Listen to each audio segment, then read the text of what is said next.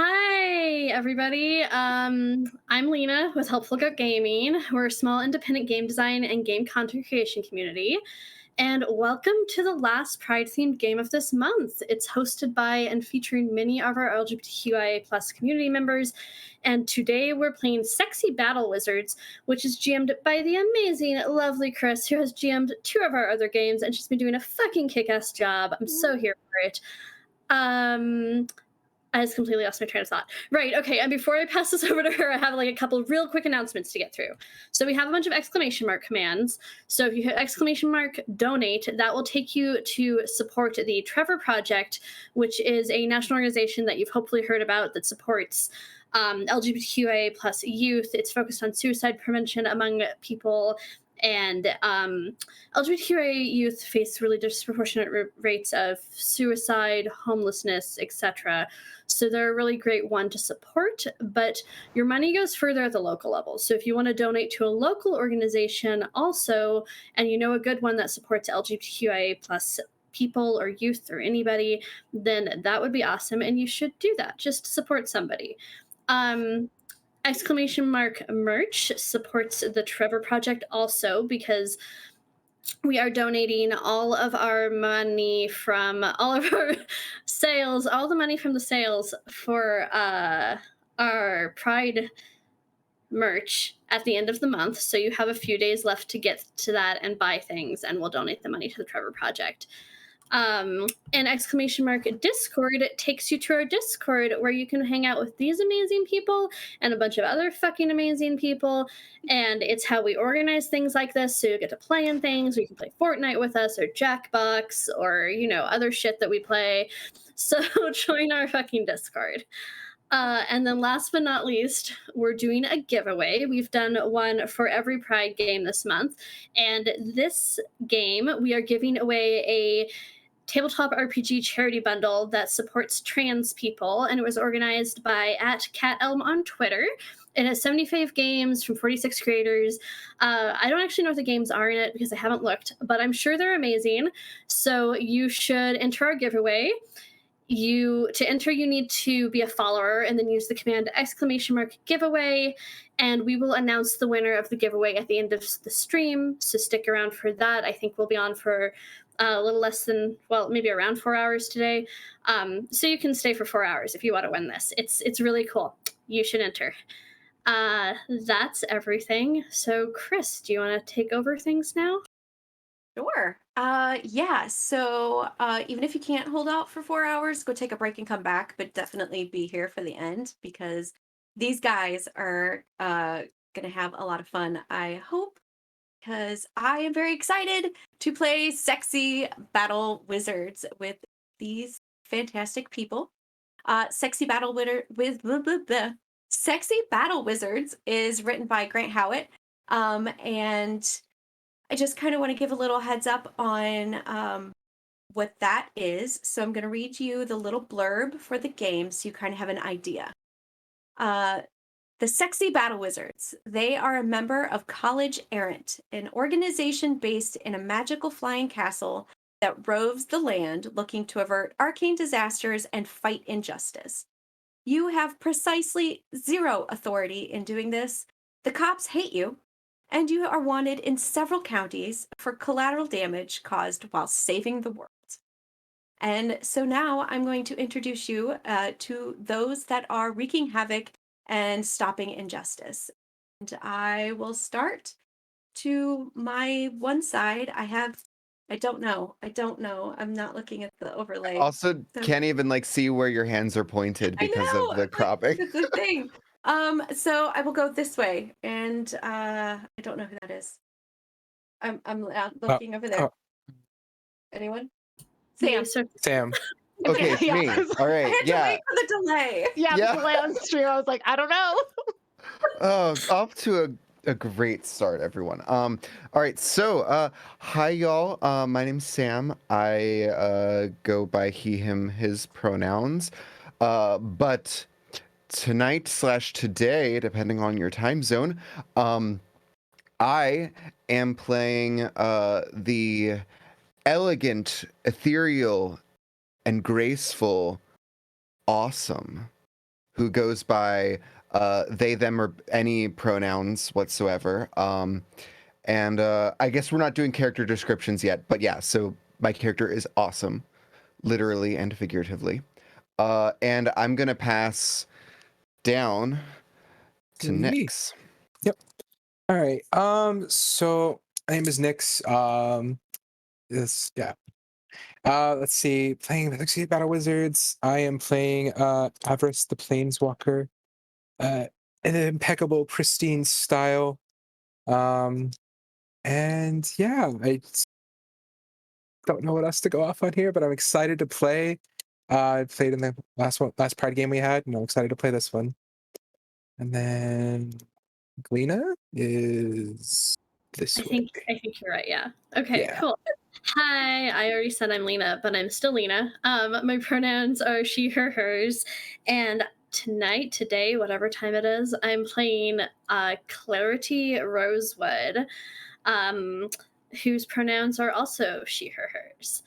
And fuck, I think one of these directions is AJ.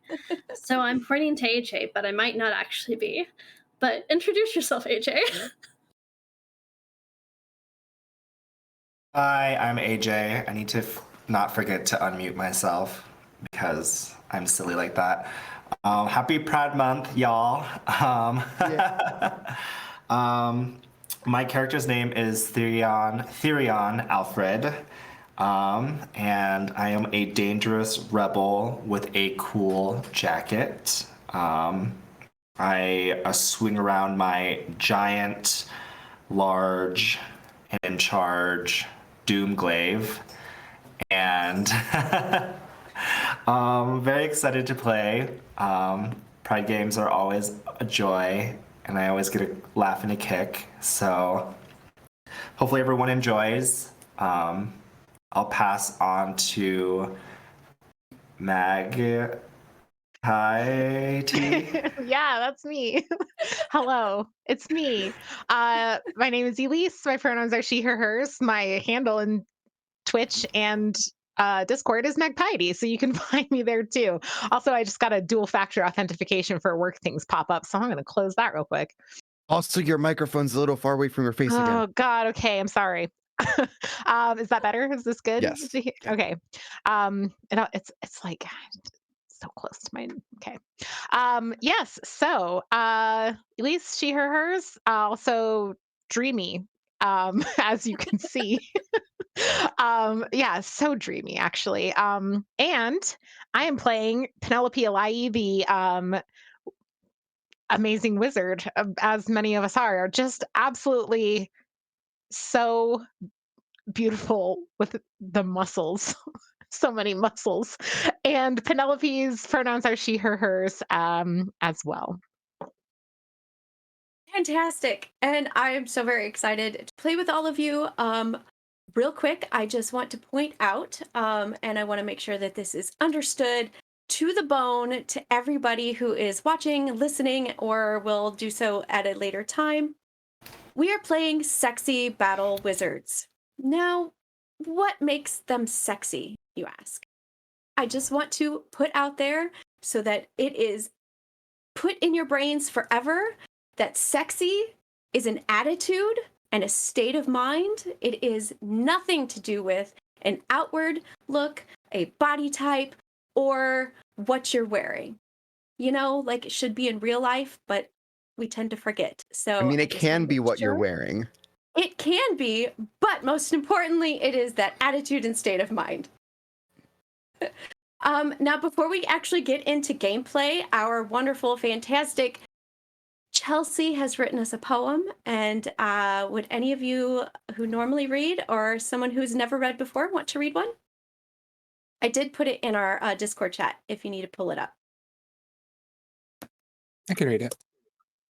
Fantastic. Right. So Chelsea's poem. It's been such a wonderful month celebrating Pride with pirates, heist, mask balls, and wizards. It's been an exciting ride. Thank you, Helpful Goat, for showcasing this art and the incredible LGBTQIA right plus. Yeah, people that are such an important part of this community's heart. Being here with you all provides endless glee. Much love, sexy battle wizards. Your voices I hear and your faces I see. Wonderful. Yay! Thank you, Chelsea. Chelsea. And all right. So we are going to dive in to the world and see what chaos our sexy wizards come up with. Okay. You all are currently out in the marketplace. This college, as I described in the game setting, you are this giant college castle thing that floats around across the world.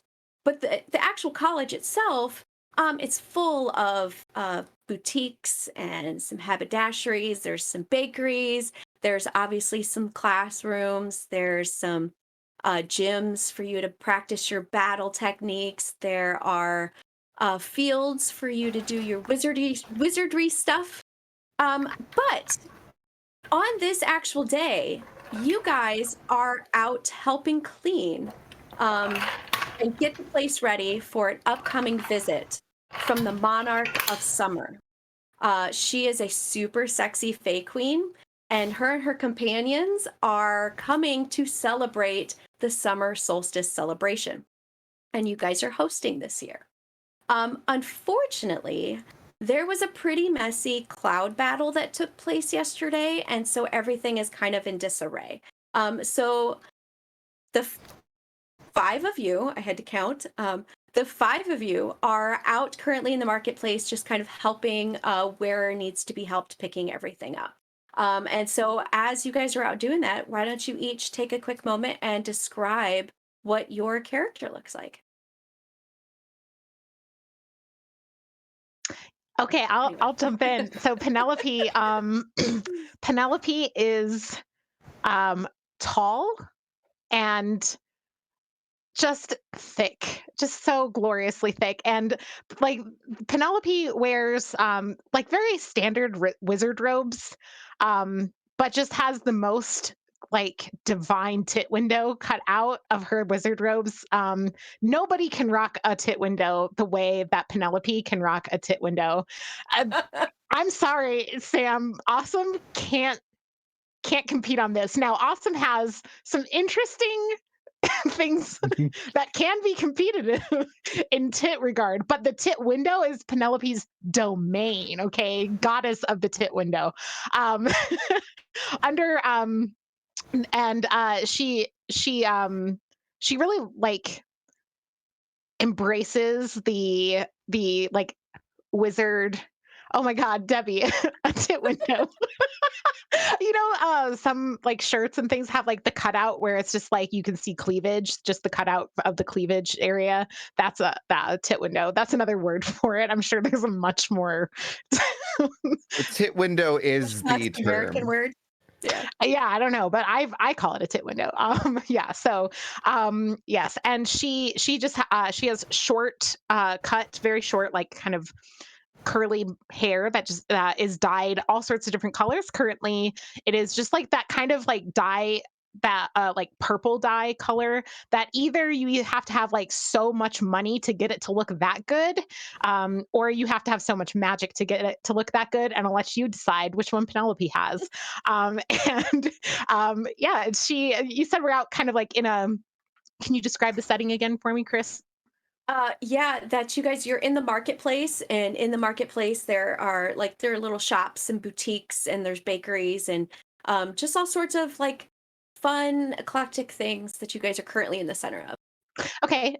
Yeah. And so as Penelope is kind of walking along, I presume kind of near Clarity, and she kind of has her wizard robe kind of like held up a little to be out of the dirt. And you can see just like these completely impractical, like 6-inch heels kind of thing, just like strappy, stupid heels on underneath the robes. And there are possibly bloodstains on the tips of the stilettos. But again, you can decide, is that aesthetic or is that real Louis blood? Vuitton. Or is it Louis Vuitton? I can Or is it both? next since we're walking together. Like Clarity is like kind of similar to Penelope in that she's like pretty fucking extra.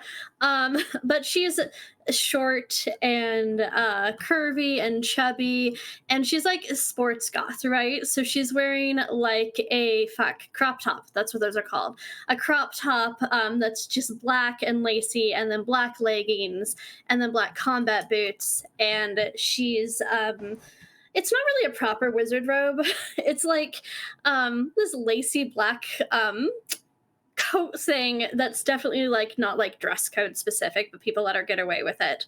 So she's very, very goth, black makeup, you know, black lipstick. She has her hair pulled up in a cute little black ponytail, and she's just like very extra and pretty. Very sexy. I lost my train of thought, but that's Clarity. I'll hop off there. So I am right now. I'm with my best friend and classmate Therian, and of all of the things about Awesome that there are a few things where Awesome is definitely basic, and one of those things is like if she sees a cute coffee shop, boutique, whatever, they're definitely going in and grabbing something and snapping a selfie or two. Yeah. We're picking up stuff. We're out. I need to get a little caffeine in me. It's all good. So a few things about Awesome. The most in your face, if you want it to be, factor about Awesome is that Awesome has 4 quite voluptuous breasts, and they're all in a row, and everything that she wears fits them just perfectly. They're just the right amount of tightness. But the other interesting fact about her breasts is that they are whatever size the viewer deems to be the most desirous. So it's just amazing. Don't ask Awesome how they do it, because it's just an awesome secret. Now, a couple other things. Awesome has like finger waves in her hair, like a very tight kind of pixie length. And she, in order to like contain her voluptuous breasts, she, like me, is wearing a harney that is custom designed to fit everything perfectly.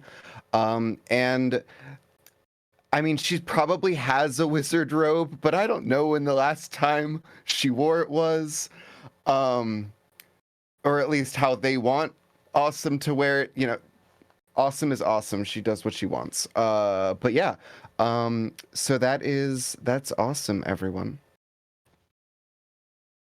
I guess I can go next, since Awesome is my best friend. My name is Therion, and I am a very reserved character. Anyone who's friends with me will know that I would do anything for my friends.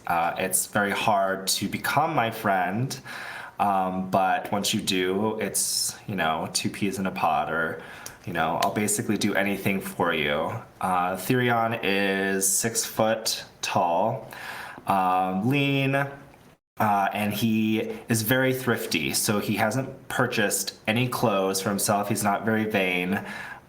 He is very sporty, and he really, really likes collecting antiques, and he likes collecting sort of thrifty items and clothes. So all the clothes that you see on him are very kind of old school, almost steampunk-like, with some accessories. And the only thing that you'll kind of see me wearing all the time is my dangerously rebel jacket that I've made from fur. So it's like a very puffy fur vest that kind of comes out at the shoulders, and there's like a leather drop and leather sleeves that people are like, does he ever even take off that jacket? And he has sort of like a rugged kind of look with his face, a little bit of a 5 o'clock shadow, and kind of rocks like the skinny jeans. He is relatively quiet, but once he gets going, won't shut up. Great. And to Debbie's comment in the chat, Awesome and Therion met at like a little track meet. And we'll get I don't know if we should talk about powers just yet, but we met on the field.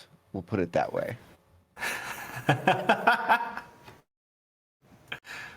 Okay, next. So Avarice, he is very so like the main describers for him is like very impeccable, has some pristine style. So he walks around, he's very when he presents himself, he's very androgynous about himself. He just presents however he's feeling that day. So longer hair, does have a beard, wears makeup on from time to time, may go like with brighter colors or darker colors. Usually if you take I guess the best way to describe it, the clothing style, if you take like Klaus from why am I spacing on the name of the show? Umbrella Academy. How like you have like so for the most part he wears like an open his robes are usually open with like his chest out, and then just flows down, and he's very whatever. Usually wears heels, and he enjoys the heels, and like he will literally just I have to go into his powers a bit here, but he will literally peace out for 2 seconds, come back with a new outfit, and just be rocking whatever he feels at that moment. He'll also change the scenery as he needs to if he walks into a place and it's kind of like very like gloom or whatever. He'll come back with fabrics, he'll come back with whatever decorations he needs, and he will design the entire place. He's very extra, and yeah, so I like to think that Avarice and Penelope have the same size feet and share yes, share heels, like and love to go shoe shopping together. there's just a hidden like little dimension of shoes that he has Penelope, thrown yeah, away. frequently is like, Avarice, can you get a pair of red heels out for me? Oh, I love that you've each used the word extra when describing your character. So it's just 5 times the extra. It's amazing. Okay, so you guys are all like I said, you're helping pick things up, you're looking fabulous while doing it. And then from behind you will hear huh. And if you turn around, you will see a very tall, slender, elven man standing there in very prim and proper wizard robes. No tit window? What was that? No tit window? No tit window. Penelope will look at the lack of tit window and just be like, Yeah, Avarice is just like trying to see if he likes the fit or not. Yes. Well, if you could take a moment from your chores, Lady J requests your presence in her chambers. Wouldn't be the first time. Yes, I know. Sorry. Request all of us? Yes, each and every one of you. That is so exciting. I'm ever still not listening to what he's saying. He's just like just reaches down in like a little pocket dimension, grabs out a scarf and a hat, just like there we go. How amusing. This way, please. Magic trick. It's funny because we're at a magic school, right? It's like perfect. He has already turned around and begun walking. Okay, Mr. Rudeface. So, we know Go Lady ahead. J. Is this yes, Lady J is the head mistress of the college. So That sounds right. yes. Do we have a silent death theme song where like when all of us have a part? We're like da-da-da-da-da-da-da on the way. I'm sure, as well as the rest of the people watching, would appreciate it if you did. All right, go for it, Elise. Okay, I'll take the bass line. Someone's got to come in with. Okay, it's like come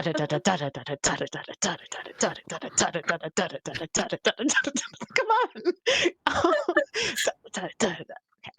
Oh, at least 3 of us were involved. I have musical skills, so I'm like the cheerleader, okay? I like, yeah, Clarity just You're comes the in with, like, color these guard. screeches. We're all the color guard.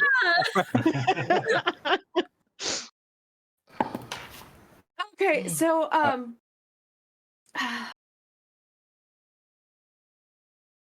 he will stop and he'll just turn and look at you all. Very amusing. And you follow him up a staircase that kind of twines around, goes around. There's a balcony that you pass by, and then you just kind of keep going until you have made your way up to a tower. And instead of there being like a door, like literally the staircase was your door, and you just walk straight into this room. And it is it's a round room because you're in a tower, but it's much bigger than you guys thought it should have been. Walking up these stairs and knowing this tower, it each of you have been in this room before, but it's never the same. Like the furniture's in a different way, it's in a different pattern. It's always changing. And there is a woman who is over by a window and her back is to you. And the tall elf walks in. Madam, I brought them as requested. The you can say it. It's okay. The silent death. We collectively go by. Hear the wrath of the silent death. Sing it awesome. He will just look down at you. Yes. Madam, the silent death awaits. Comes for everybody, but we're here for you first. Yes, that's fantastic, Yorgorf. Yes, please. You may go now. Thank you. And she turns around from the window, and she is probably 6'9". But 4 of those inches are pencil heels that she is wearing stilettos.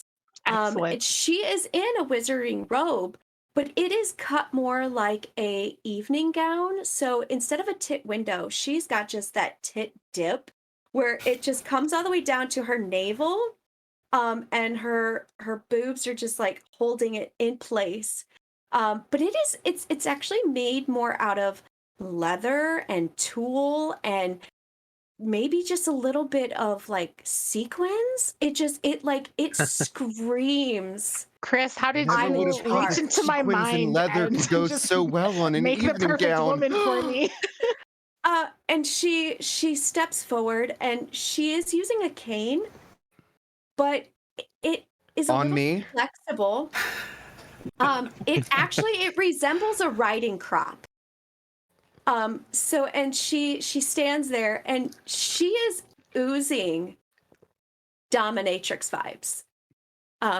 And she looks at you As individually. any good headmistress would. And she stops at the tit window. And she's very nice, Penelope. Oh, And then thank she you, ma'am. scans the rest. And then obviously she does a quadruple take on awesome. Also very nice. Awesome.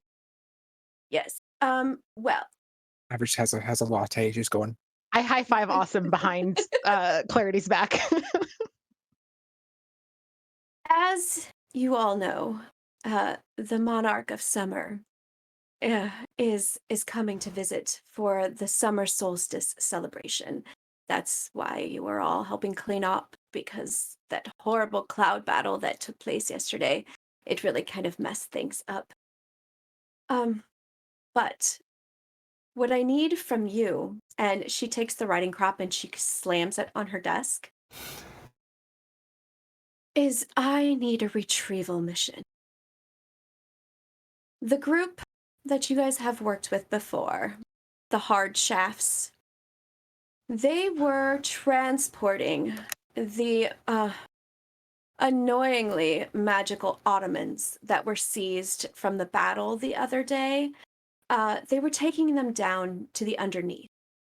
Now, you all know that the underneath it's kind of like a space within a space. And it is where all of the magical big furniture items that you have seized or that you have just acquired throughout the college's years, it's where those are stored because generally they are too big and too magical to kind of keep out in the open. Obviously, people get curious, people look for places to do things in, and they don't want a magical wardrobe that could host an orgy of 10 just sitting out anywhere. So they have not reported. They've not been seen.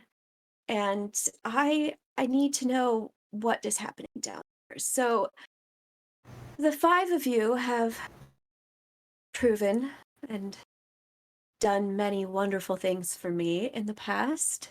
And she looks over at Theron. Many wonderful things.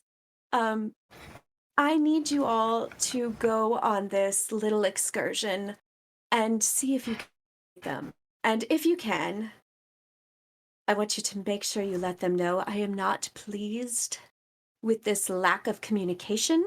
And she slaps the desk one more time. And it Communication will is key. be fixed. And yes, that would be lovely if you could do that.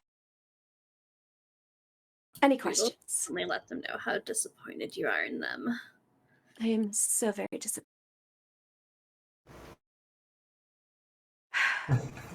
So, the monarch arrives tomorrow. I need this cleaned up before then. You all know your way to the underneath, so carry on. And then she just kind of walks back towards the window. There's a hutch that has a couple of decanters, and she pours herself a nice stiff drink, and then she continues looking out the window. Your Gorf walks back in. Yes, well, the lady has spoken. Carry on. Shall I lead you the way? Do you have a problem with us? Just before we go, you seem like is this us or you?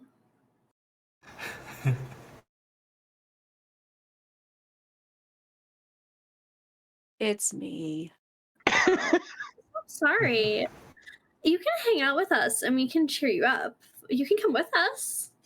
I mean, actually, the hat and the scarf are already doing wonders. Do you want some heels too? I'm gonna wrap you in a shield of darkness. It's Do very you extra. have any in purple? Yeah, Avarice. You just look and there's a window just cut into space time. Just All the purple. And you have your see, pick. you see for the first time the slightest hit of emotion when he sees a pair that are glass shimmery purple that just kind of are iridescent and have a heel on them, probably 4 inches, 5 inches. Can I have those? Oh, why, of course, darling. Here you go. See, get them on. See. And he pulls off his other shoes and he slides his feet into those, and then he stands up and kind of brushes out his very proper robe still, and then remembers that he has a hat and a scarf, and then how do I look? You look amazing. It's so good. It's so good. Honey, you Fantastic. look awesome. Yay. Aw, I'm so happy for you. Okay. No. This is why we're called the silent nap. And there's still just a bunch of just shoes just like falling out right now. And I just completely, because I'm just focused on guy in front of me. Just Okay. Thanks. Lionel will be waiting for you. And then he points towards another set of stairs that you did not see when you first came up, and they lead down. Let's go. I'm ready. walks up to the stairs and goes, "Yeah, no. I ain't doing all these stairs and these heels. No. I'll see you down there." just cuts open a rift, walks through it. Fantastic. All right. Well, then the rest of you get to descend the spiral of clouds. The staircase somehow is outside of the tower and is completely outside. It literally there are no walls. It is just this staircase that descends down into giant fluffy cumulus clouds. And it's peaceful. They're big, white, and fluffy. There are no birds. There's no sound. It's just this staircase of clouds. And you descend them. It takes you just a few minutes. You feel like it should have taken longer, considering how long it took you to get up to Lady J's office.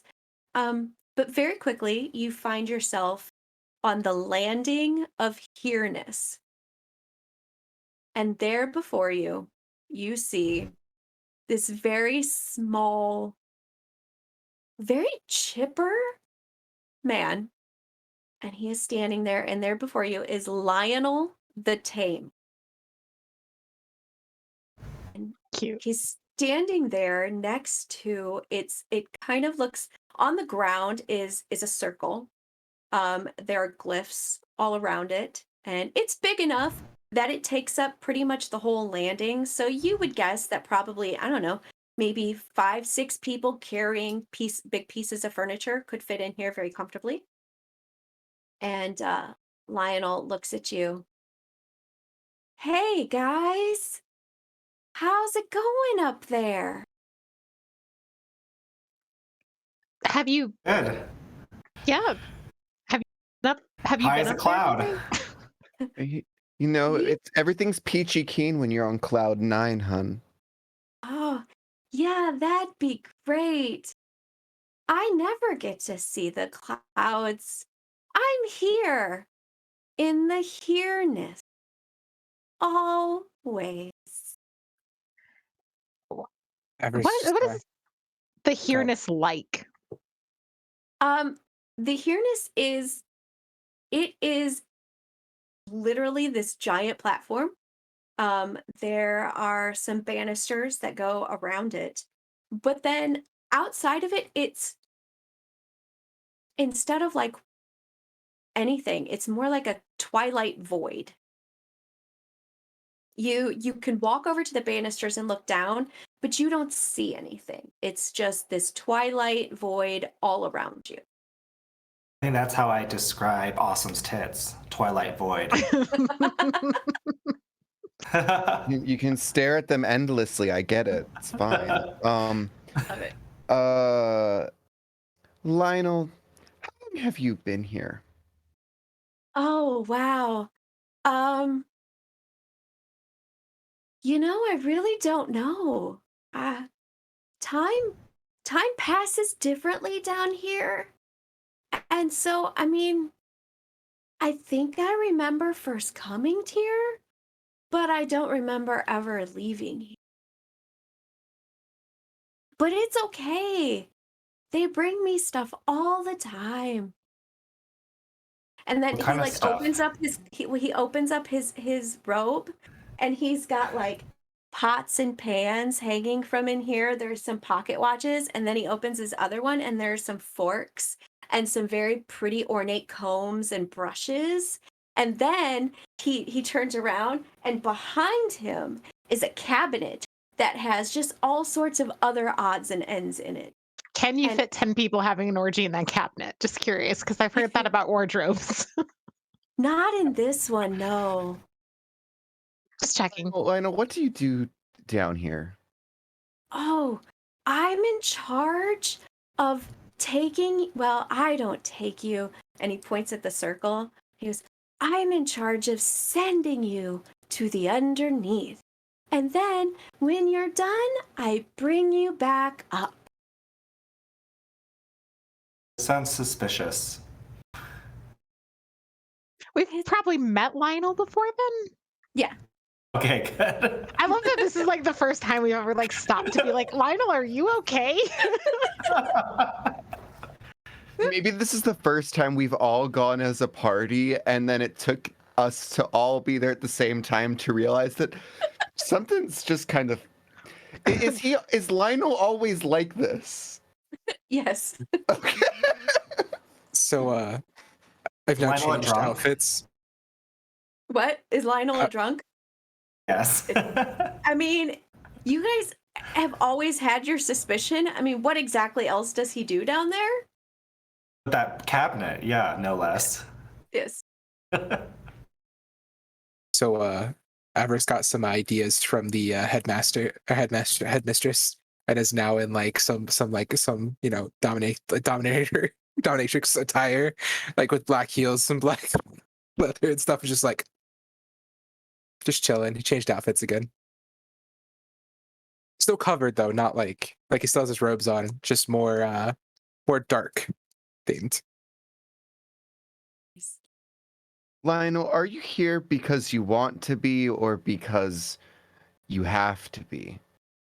Oh, We can help you out if it's because you have to be. I mean, I'm not really good at much anything else. Hey, who told you that, Lionel? Oh, I did. Okay, well, I need to have words with you because that's not nice. Okay, what would you like to talk about? I bet you are amazing at other things. You're really good at talking like kind of slowly and relaxedly, and it's really nice and soothing. You're a good talker. And I bet you can cook because everybody can cook a little. Even if you start fires, who cares? And you're I can think of other things you're good at, okay? I teleport really good. You teleport really good, Lionel. Yeah, so that's why I'm. But you could teleport other things. Like you don't have to just do this with your life unless you want to. And if You this could is also like, teleport yourself. that's okay. No, I can't teleport myself. Who would pull the lever? Go with the lever. I'm gonna just like, who here went to the Rift school? Is there always levers involved with teleporting and rifts and stuff? I mean, I usually just cut a hole, like just slice a hole with the glaive right here. I don't know. Yeah, I but mean, it's like, I guess there's some type of mechanism that you have to use in order to teleport with. Mine is my glaive. I hate to be this person, but as someone who does not want to disappoint Lady J, like the shafts, the hard shafts. chefs. Do we need to get moving? Should we check? I don't know. Is there something? This is. Yeah. I'm So not trying to be. But then we got to come back and like after we're done, like make sure that Lionel is I having agree with this. What we need to do is use our platform upon doing what Lady J wants, have her favor, get in with her, and then be like, "What's with the slavery?" That is perfect. You're so smart, Penelope. We're like on the same wavelength. I love it. Thanks. Lionel is just standing there, just like really excited to have company, and he's just nodding his head away. He's not really understanding everything you're saying, but he's just nodding his head. And I then, what? Do Go you want ahead. to see the clouds? Do you want to see the clouds? If you because I never closed the rifts behind me. Clouds. And he'll just kind Oh. of peer over. That's what they look like. I actually agree with Penelope. I think we should probably get a move on because Awesome and I have gym training in a few hours, and Shit, we do. Dang it. yeah we need to figure out what we need to be doing for the headmistress. And as much as we love Lionel, we need to get a move on. So, are you guys gonna try and find the other guys? They never came That's- back. Yeah, that's what we're Yeah. doing. Do you know anything about what happened? Did you send them to the underneath too? Yeah, I sent everyone to the underneath And how often do they come back when you send them there? every time, except for this this time. last one. Okay. Yeah, Hmm. they were taking down those. You know when you sit in a comfy chair and you want to put your feet up? Ottomans? Those, Yeah, an yeah, ottoman. they had like 4, 5 of those, but there were 4 wizards, and they had some of those robots carrying all the ottomans. Yeah, but then they didn't check back, and I couldn't bring them back. Is there any way, like, is there a map of the underneath, or is there, like, do you have a sense, like, can you tell where people are in the underneath? Like, can you send us directly to them? Oh man, that'd be great. Could you map it for me while you're down there? Do you pay in either money or booze? And he turns and he opens his cabinet and he says, "Booze." Okay. It's just a massive amount of booze. in the Booze or cabinet. boobs? I did say booze, Oh. with a Z. I mean, if we're talking about cleavage as currency, we all know who's the wealthiest here. Yes, me. And I like that is our little rivalry. Amazing. All right, so are you guys ready to go down? Always. yeah. So he points to the circle and he's stay inside the glyphs. Okay?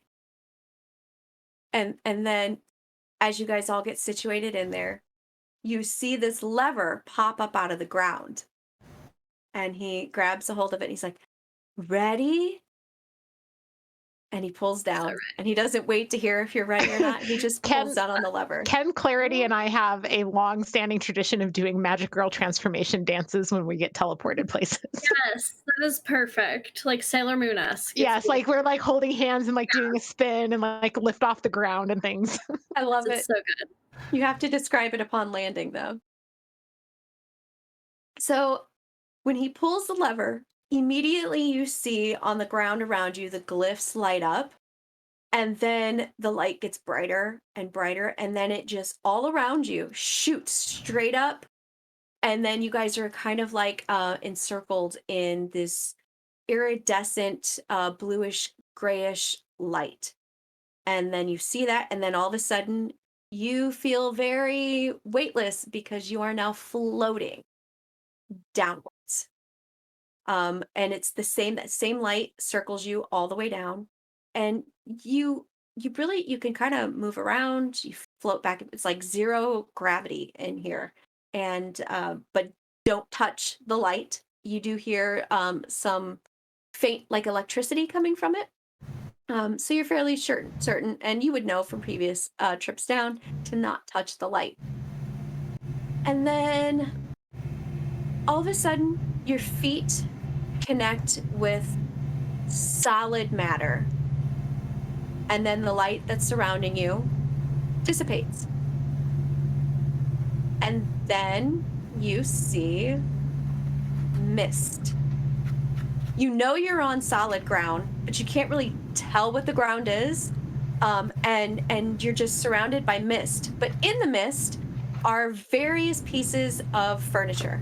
There are wardrobes, there are giant grandfather clocks, there are sofas, there are beds, just pretty much every piece of big furniture. It's around you. Well, everyone's Awesome is just gonna be like, hold on, I got this. And Awesome's gonna snap their fingers and instead of before you being, 4 voluptuous breasts and a body, you're going to see like my body's morphing into that of a wolf.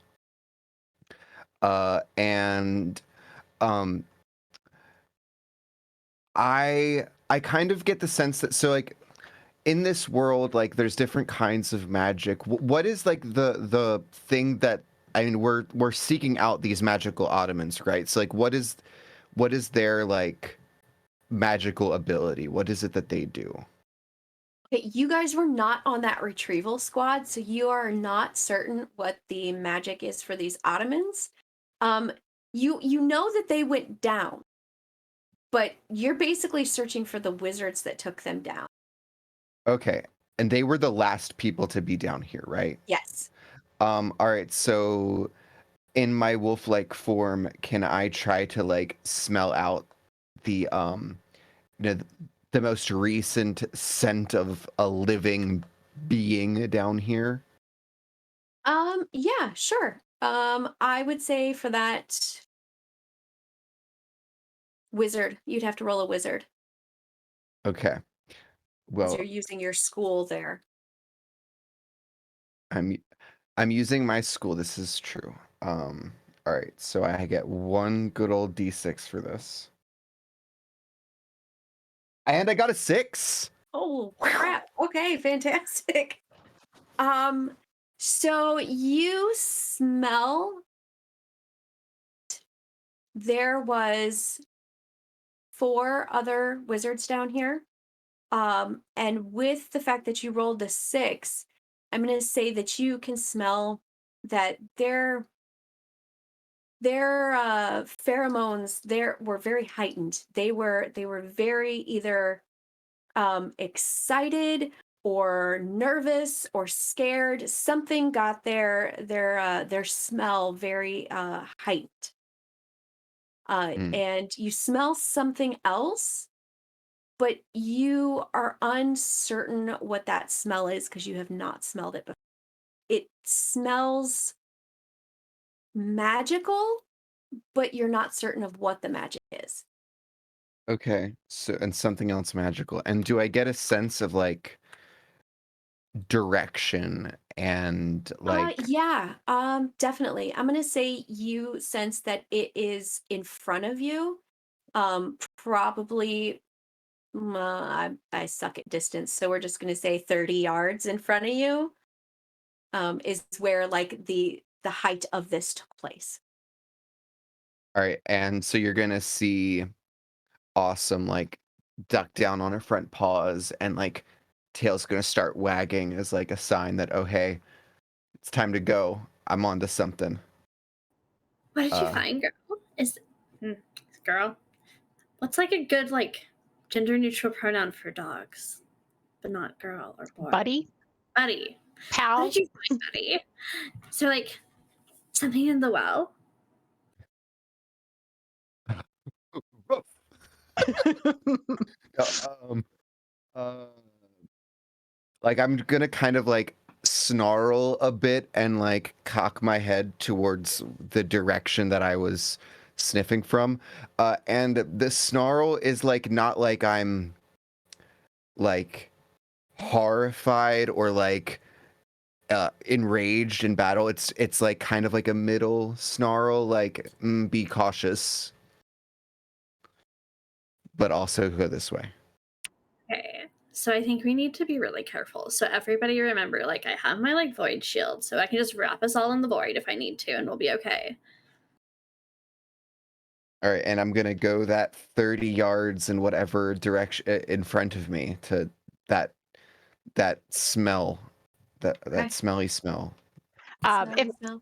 as we're walking, if there are any like corners or things, can I use my mirrors to like check around corners and like make sure that Uh, there's nothing waiting for us? there Or there aren't corners because it's a place, but it doesn't necessarily have like walls to define corners. However, there are like giant pieces of furniture that you feel like, you could kind of like look around and, to see if there's something on the other side or past you or, on around it. Yeah, I mean, like, so, for people watching, the one of the schools of magic, which is the one that I rolled, is the Way of 10,000 Mirrors. So I was thinking, like, just this kind of like basic spell that Penelope can do in her sleep is like to like put these mirrors out in ways that like she can see around corners and like like, by looking like basically straight ahead, have like angles on a lot of different places, just to like look for ambushes or problems, or if there's any like following the direction that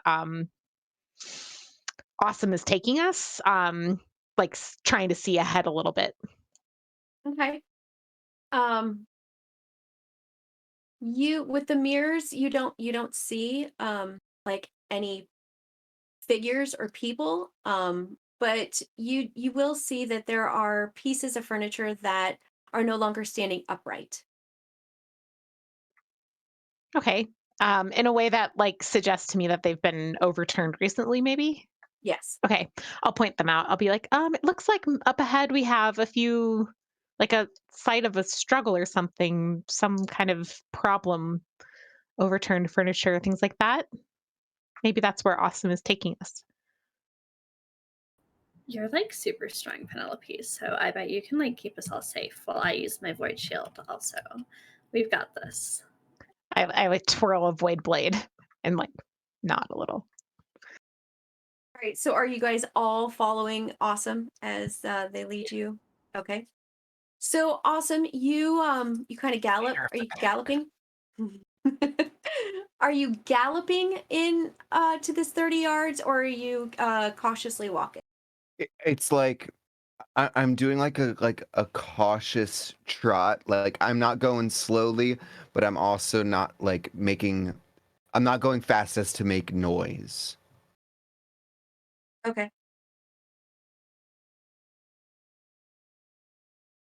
Down. Okay, so if you're trying to not make a whole bunch of noise, you make it that 30 yards. And depending on if everyone else were you walking at a speed that everyone could keep up with you, or were you kind of like taking the lead? I was taking the lead, but I didn't want to get out of like line of sight. You Okay. know. So then you arrive to this spot 30 yards ahead of you. We'll say just a few seconds, maybe even a minute ahead of everyone else. And you do see a giant wardrobe that has been kind of like tipped over on its side. There are like three ottomans. One has been shattered, so you just kind of like see its legs and the material and some like fluff. And then there's like a coffee table, and then there's it looks like it might be like a cat bed, and they are just kind of like all tossed around. um some are broken, some are completely shattered, and you see this, but then you see something that completely looks out of character and does not belong here. You see a metal leg start walking toward you from the mist. Like a disembodied leg. No, you just see the leg first, and then because it has just taken a step, and then as you see that, there's another leg and another step. And then as it takes one more step closer to you, it does come out of the mist, and you see that it is one of the automatons that was described to you by Lionel that helped carry down the Ottomans. Does The whole does automaton or just the leg? It's a whole automaton. does it look like kind of beaten up and frazzled like the stuff around me, or does it Um, look it does look like it has maybe a couple of charm marks on like random spots of its body. Um, char or char, charmed? Okay. char, like it's been scorched. Um, and then the rest of you come walking up as it walks out of the mist, and it stops and it looks at all of you. And then you see its eyes turn a cloud color. It kind of resembles the cumulus cloud you were just in the spiral of clouds. And then its arms lift up like this, where its palms are pointing out at you, and puffs of air come flying out, and it shoves you all backwards. Can I like quick reaction, like pop up my void shield and shield all of us? Or like I don't know if you have Uh, like actions in this. No, if you would like to do that, because you see that its arms are coming up, and it does not look like it's trying to be nice. So I will give you guys the moment to think that this is probably a hostile move. So if there is like a reaction you think your character would do for that, we can play with that. For Lena, for you wanting to raise your shield, I'm gonna say roll a battle to see if it blocks. I won in battle. Okay, let's see how this goes. I rolled a 2. That's bad. 2's bad. Two's bad. Two is a fail. So we didn't really go over the mechanics for everybody watching. So if you fail a roll, you get a stress mark and a determination mark. So you can go ahead and mark those. And then you actually you fail what it is that you were wanting to do. So I would say you go to lift your shield, but it catches on one of the broken ottomans, and the fabric from the ottoman catches on the shield, and you're unable to pull it up in time. My Did shield any- is like actually like summoning the void. So the void gets caught in the ottoman and I'm just like tugging on the void. This endless it's Like, really productive. Um, Oh. since I was like closest, would I also get to like react to seeing this very aggressive? Yeah, and like I said, you all saw these hands come up, its eyes change color, and it is acting aggressively towards you. So like I said, I will give you all a second to have a reaction that you think your character would have done. Yeah, I mean, Awesome would have pounced the motherfucker. Yeah. Battle roll. All Best right, this is defense gonna is a be good offense. this is gonna be a 3 because I have 3 in battle. Yeah. All right, my highest was a 6. I got a 4, a 5, and a 6. Okay, you take your 6, so you take your highest. You jump. Do you leap right up at the ottoman or the automaton, or are you like how are you wanting to attack? Like I them? probably was like, lunging forward, and then I jump up like probably between the automaton's like palms and its arm, and like try to go for the chest to just knock him over backwards. Okay. Well, you rolled a 6, so you just elaborate a little more on how you knock him backwards. I think, yeah, I think with this, I've literally pounced on him, and like I'm using my paws and my body weight to just keep him down, and like I have, my chompers just like around the robot's throat, ready to chomp if anything else happens. I forgot But, you were in form, so I was just picturing Awesome in their normal doing this with their chompers. I mean, also that, Okay. I mean, so, my breasts are quite overwhelming if you're not ready for them. like just crushing the poor automaton. It's a boob crush. So Awesome has landed on top of this automaton, shoving it backwards. Clarity is still struggling, trying to unattach the void from this broken ottoman. The other 3 of you, you didn't get that initial reaction moment because Awesome was able to knock this automaton down, but you know that it's not over. So, how would you like to approach that?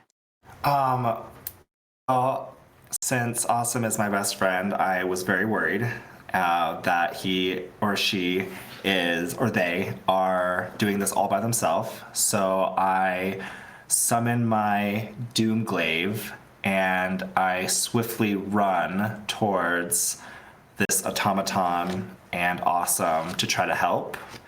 And it's sort of a very large blade, so I'm sort of running, sort of not super fast, but very hard towards this automaton, and guess I try to do a swing at it to try to cut it in half. You're gonna try and cut it in half with Awesome on top of it? I just want to make sure. No, we're all no, I aware think of the I think possibilities of Awesome bad is things like happening. I think Awesome is like by its neck. I don't know how big is this automaton. The automaton stands about 7 feet tall. Okay, so I think Awesome is like right by its head, like at the Okay. top of its head. Yeah, like And- upper torso head. Yeah. Yeah, and I'm kind of aiming for its like torso kind of area to Okay. kind of try to chop it in half. All right, so you need to roll your battle for me. So I don't know. To which- battle. Yes. If you have a Let 2, me- roll 2d6. You take the highest number.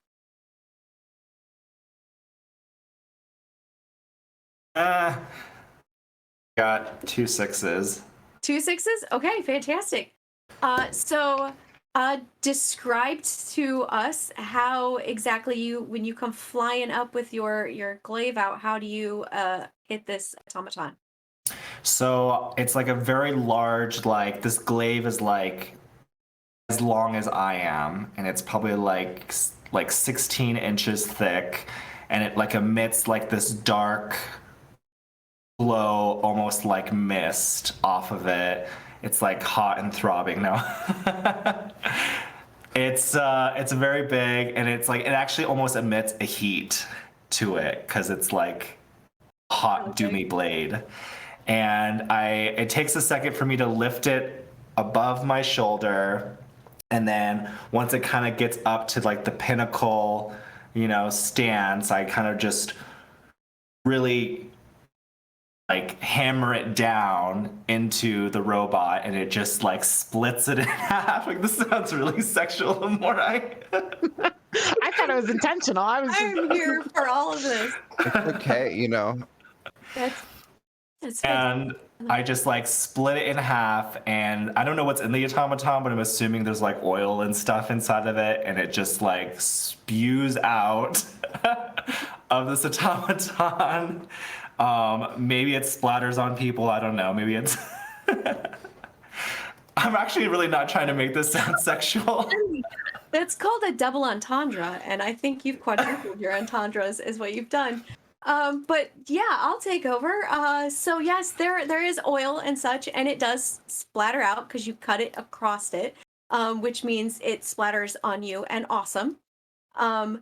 But once it's been completely separated and you've sliced your glaive all the way through, you and Awesome, because you are right there on it, you see this, like, again, it kind of looks like the clouds from the staircase. It kind of crawls, seeps out of both halves, and it kind of swirls on up to where it is now about 7-8 feet above you.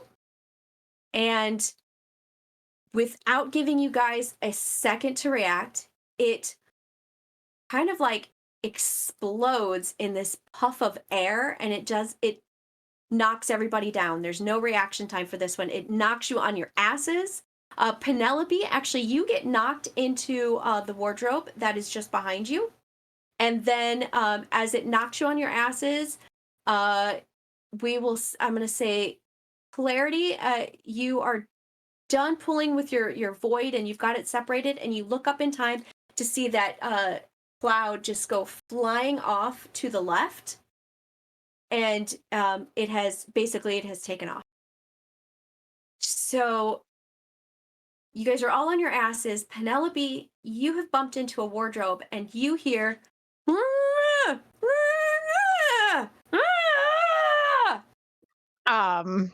I will open the wardrobe cautiously.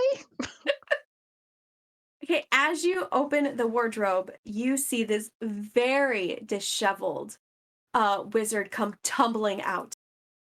And he stands up, and he's very erratic.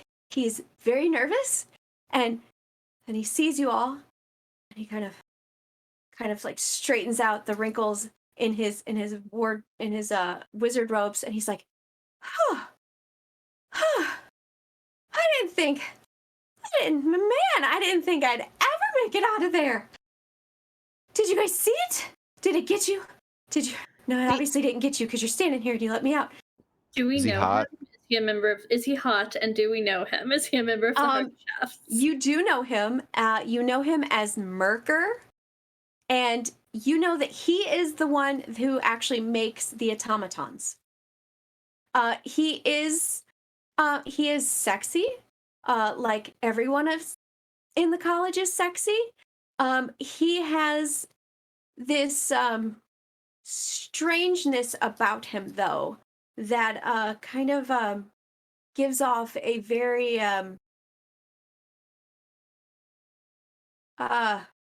I don't know. File. No, not pedophile. More of just kind of like a I don't know, like a there's more to him than you think he is kind of vibe to him. Like he comes off as kind of like simple. He plays dumb, but he's actually smart. Kind of, yeah. Okay. Yeah. Well, I'm Um, glad to see the himbo finally came out of the closet. and he's still kind of trying to get the everything out of his robes. And he's just standing, he's like, oh, thank you. I couldn't breathe in there. I couldn't breathe in there. I'm telling you, I can't breathe in there. I may have passed a lot of gas, and that could be why I can't breathe in there, but I couldn't breathe in there, and now I can breathe. And he looks over at you, Penelope. He's like, oh, thank you so much. I can breathe. Yeah. Didn't you make that? And it has been dismembered, right? Like its bottom Yes, half is like it's just yeah, like you it is laying over there. why did your automaton try to kill us? And you see his eyes will go real big, and then now he's like looking around. Did you see the other ones? How many are there? Void blades just rotating around Penelope now, like He looks over at the one that has been cut in half, and he's like, 3 now. Wait, did you find the rest of the hard shafts? no. Ooze. Fair point.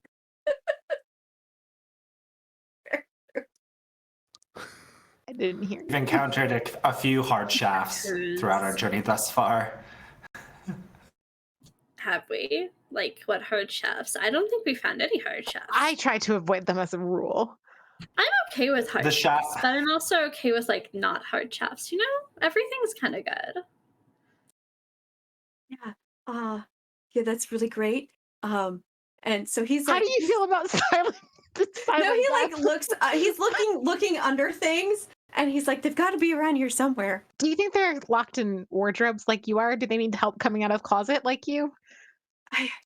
I mean, I don't know. I don't think so. I mean, honestly, I don't know.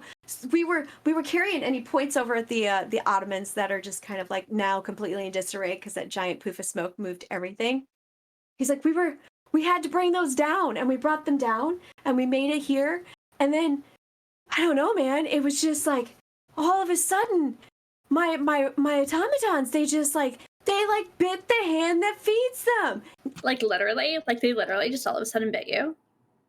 Yeah, well, they didn't bite me, but he smacked like, me, figuratively. and I fell into the wardrobe, and I don't know what happened to everybody else after that, but they went crazy. They just absolutely went crazy. The one of them, the one that hit me, his eyes turned red. That is like Yes. so rude. Interesting. So the eyes were white on this one. Really? His eyes were white. Wow, I wonder Like what. Man, cloudy. that's not how I made him, man. This is not how I. Just Like- curious if there's like, was there fire when the one that fought you? I mean, he was a little warm when he smacked me, but literally I slammed into this wardrobe because the wardrobe was open because Jenkins opened the damn wardrobe because apparently he thought it was one of the orgy wardrobes. So it was still open, and I slammed, and then the slam, and then and I was stuck. I couldn't breathe. So how long were you in the closet for? Oh man, I don't know.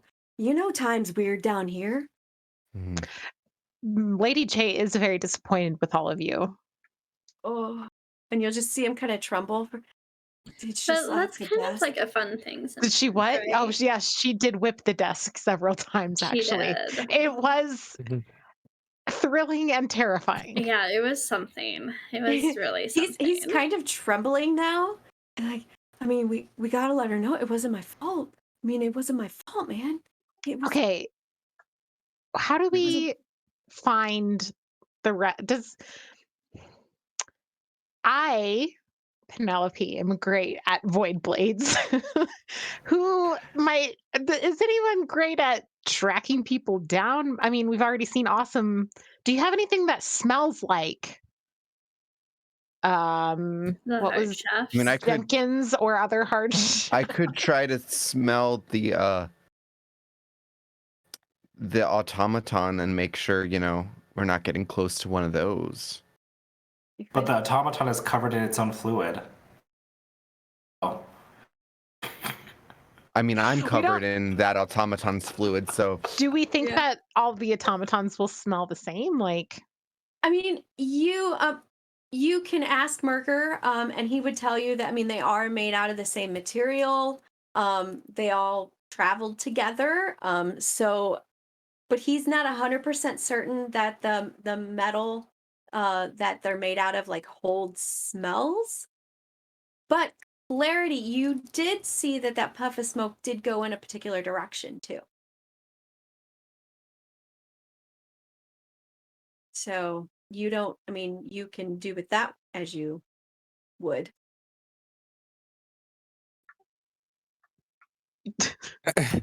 that's you, Lena. I was typing in Twitch chat. Yeah. I saw the smoke go a direction, like left. We could try following it. We don't need to smell its fluid-covered body, all up close and personal. We can just go left. This is why Dad always liked you more. You always notice things. Hey, you do things too, like fall into wardrobes and rescue No, people. yeah, definitely. I'm just saying this is why Dad likes you more. Well, Dad was a bit of a dick, so True. we're all good. So Merker, Yeah, man. what are you gonna do? Oh man. Well, if Lady J is like really pissed at me, can I can I maybe like hang with you guys for a bit? I mean, I guess I could How go back much to farting will you Lionel. do? How much what? Farting. I heard there was a lot of that in the wardrobe. I mean, I can't help what my bowels do when I get That's- scared. Don't judge That's me. fair. You know what? You do what you have to do. Yeah, hang with us. Anybody thoughts on finding do you have anything that smells like Jenkins or another hard shaft? Because is that what they're called? Um, also secondary question. Merker, is there like a fail-safe mechanism? I mean, clearly we can handle one of them, but like, did you build in like some sort of like automatic shutdown function into your automatons? Like, or do they Yeah. have a weakness? Or I mean, so yeah, but I didn't want to make it something that like just anybody could come up with. So I don't like know if it'll really help you or not. While What the you Do conversation, you want to say it anyways? Like if you told us, we don't have to come up with it. Oh, yeah. That's a good point. are we sure yeah. we need him with us? Is I this something we need? I mean, So, I can send him back if you want me to. Straight to man. Lady J's office. No, anything but that. No, she's gonna beat me, and not in a good way. Okay, so out with it. With what? Oh, Oh yeah. The failsafe. Yeah, I got you. Okay, so I guess the question is, do any of you know that one pop song by Brittany Ai? You know that refresh my one? memory. You know that one? Slap me on my ass one time. Yeah, the automatons, when they hear that, but it has to be sung in like the right key and you need like the right music. Generally, I would play the tape that I keep that's up in my room right now. But yeah, no, they like totally they stop and they start dancing. Did you try that when they went haywire the first time? Dude, I said the tape was up in my room. Maybe you should keep it on you from now on. I mean, My automatons have never done this before. Yeah, but now they did. They're So like from they now are on. up to code. They've been inspected. They get re-inspected. They've even got little dongles on them that you can flip Yeah, off if you and get then really close. wait till Lady Wait. J finds out that this is what they did. What can you do with the dongles? You can flip the dongle. And that turns them off. Oh no. It's just a dongle flip. For no reason. It doesn't do anything. I mean, I like it. Okay. Thanks, Merker. So Also, like, are we any close? go ahead. No, you go ahead. I was just gonna say, like, at this point, completely changed over to like adventure, like pastel goth gear with like a big book bag that's all colorful. And like I have like I'm like mapping the area too because I remember Lionel being like, "Yeah, map would be cool. Could you do that for us?" So like in between the times of like the fight and everything like that, I've just been sitting here just drawing. But yeah, that's about it. Any closer on ideas on how we're going to track down the other hard shafts? I mean, I think that's our next step, right? Am I I wrong? say we like follow the cloud and see. I think it will probably lead us to the hard shafts. Let's do it. I didn't think of it. Pretty much. All right, so you guys head off in the direction that Clarity pointed out, and you guys are just kind of walking through the underneath. There's still it's still covered in mist. There's still random pieces of furniture here and there. You see a couple here and there along the way that you're walking that have been knocked over. You would assume that, normally when they come and down and deposit these pieces of furniture, they leave them upright. They put them away carefully. So, you might think that the ones that are knocked over are probably telling you that something might have happened along this way.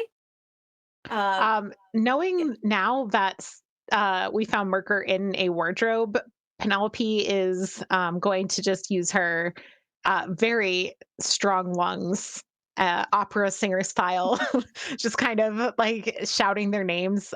Jenkins, like just to see if anyone reacts, or if there's any other like Can banging you on the inside of also wardrobe be doors. singing the Britney Ii song? I Elise cannot do that. Penelope would love to. I, this is where my complete failure to engage with pop culture comes out as a human, and I tell you, I have no idea what that song is. Uh, that's all right. I've already forgotten exactly how I said it. So It's slapped me on the ass one time, but I don't remember the yeah. Wait, is it a real song, or Chris? Were you just making it up? Oh my god, I thought you were like Yeah, I'm referencing like, something real, and I was like, I legit had to look up to make sure that Britney Ii wasn't a thing. Okay, in that case, yeah, Penelope is just going hard, singing it. I think Penelope has some musical training in her background. Not to say that like we have to say Penelope can like hit this to the point where she triggers the failsafe, but like she does enjoy a good singing session, and will be in between hollering for Jenkins and the other hard shafts. Um, she'll also be just kind of jamming out with the Britney And if it II. helps, it is in the tune of "Hit Me, Baby, One More Time." It's part of the whole Free Britney thing. So the Slap Britney me, II. baby, in the ass. Yes. It may or may not, be related to the space pirate Britney swords, but you never know. Um, so yeah, you don't hear anything. You don't hear people, anyways. You don't hear anyone like struggling to breathe in a wardrobe. Um, you don't hear any clanging of metal that you have now learned to associate with the footsteps of the automatons. But as you keep walking, you do kind of hear what resembles like air coming through or going through like a crack in the wall. Like maybe there's a door or something nearby that you would hear air passing through. Is it like So- high or low to the ground? It's you can't tell. You just know that it is in the direction you're heading.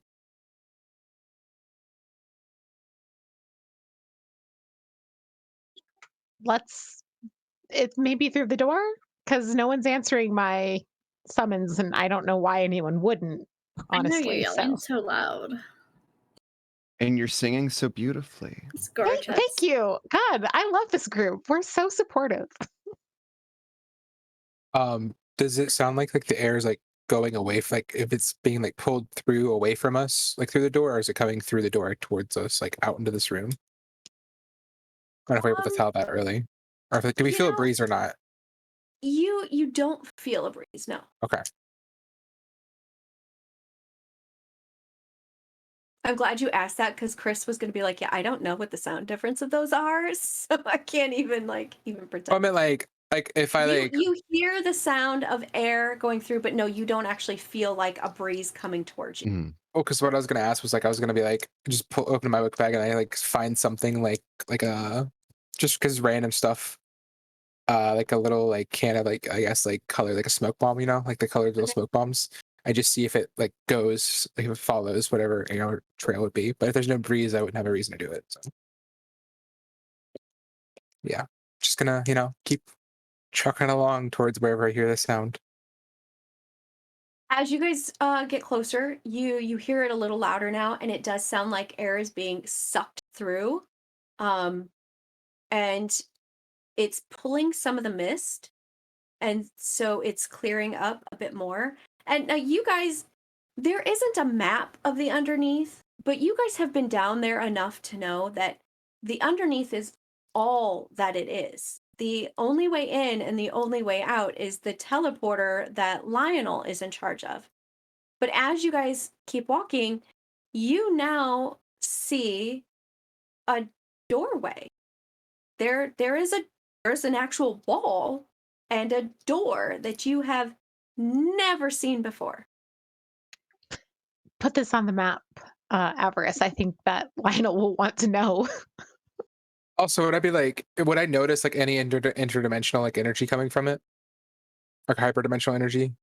Um, you yes, in the fact that you know that This is like a separate plane, yeah, it right? doesn't Okay. really belong there.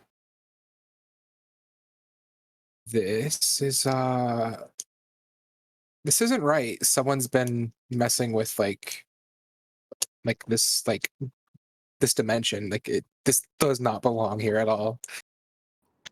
Then we should remove it. And Penelope will attempt to see if she can pull the door off its hinges. As you step closer to the door, you see that there is no handle, there are no hinges, but to the right of like the etched part of this door, there is a panel. And on this panel are 4 different blocks, 2 above, 2 below. Each block has its own symbol. And you all know that it is an elemental symbol, the 4 elements. You see air, fire, water, earth. And then underneath Everything this little changed from the panel, Fire Nation attacks. underneath the panel, there is a plaque. And the plaque reads, "There are 4 brothers in this world that were all born together. The first, he runs and never wearies. The second eats and is never full. The third, he drinks and is ever thirsty. And the fourth sings a song that is never good." Okay, so IRL, Lena is super bad at riddles, but I put like wizard, which is my smart stat, as 3. So is there some like solving this I can do in game? And also, can you like write this down? I mean, I get that Yeah. it's like, all sort of like opposites. Like always Run but is never active, but is wearies. Yeah. never weary. Yeah. Yeah, you want me to pop it in our chat? Yeah. Is there, I mean, what would be is this the sequence that we're supposed to press the buttons in? I think The so. first is Is this So a the- table or is this like you in character? this no in character. Okay. I mean, I've heard Okay, that. wait. Penelope, Okay, I've so heard the that second fire is fire. consumes. Yeah, fire eats Yeah. and is never full. Water is the first one. Rivers run. Water. I was thinking fire. water, earth, because it always drinks, never, and always thirsty, and then wind is the last one. Okay, yeah, let's try that. That seems Wait, good. wait. So it's water, fire.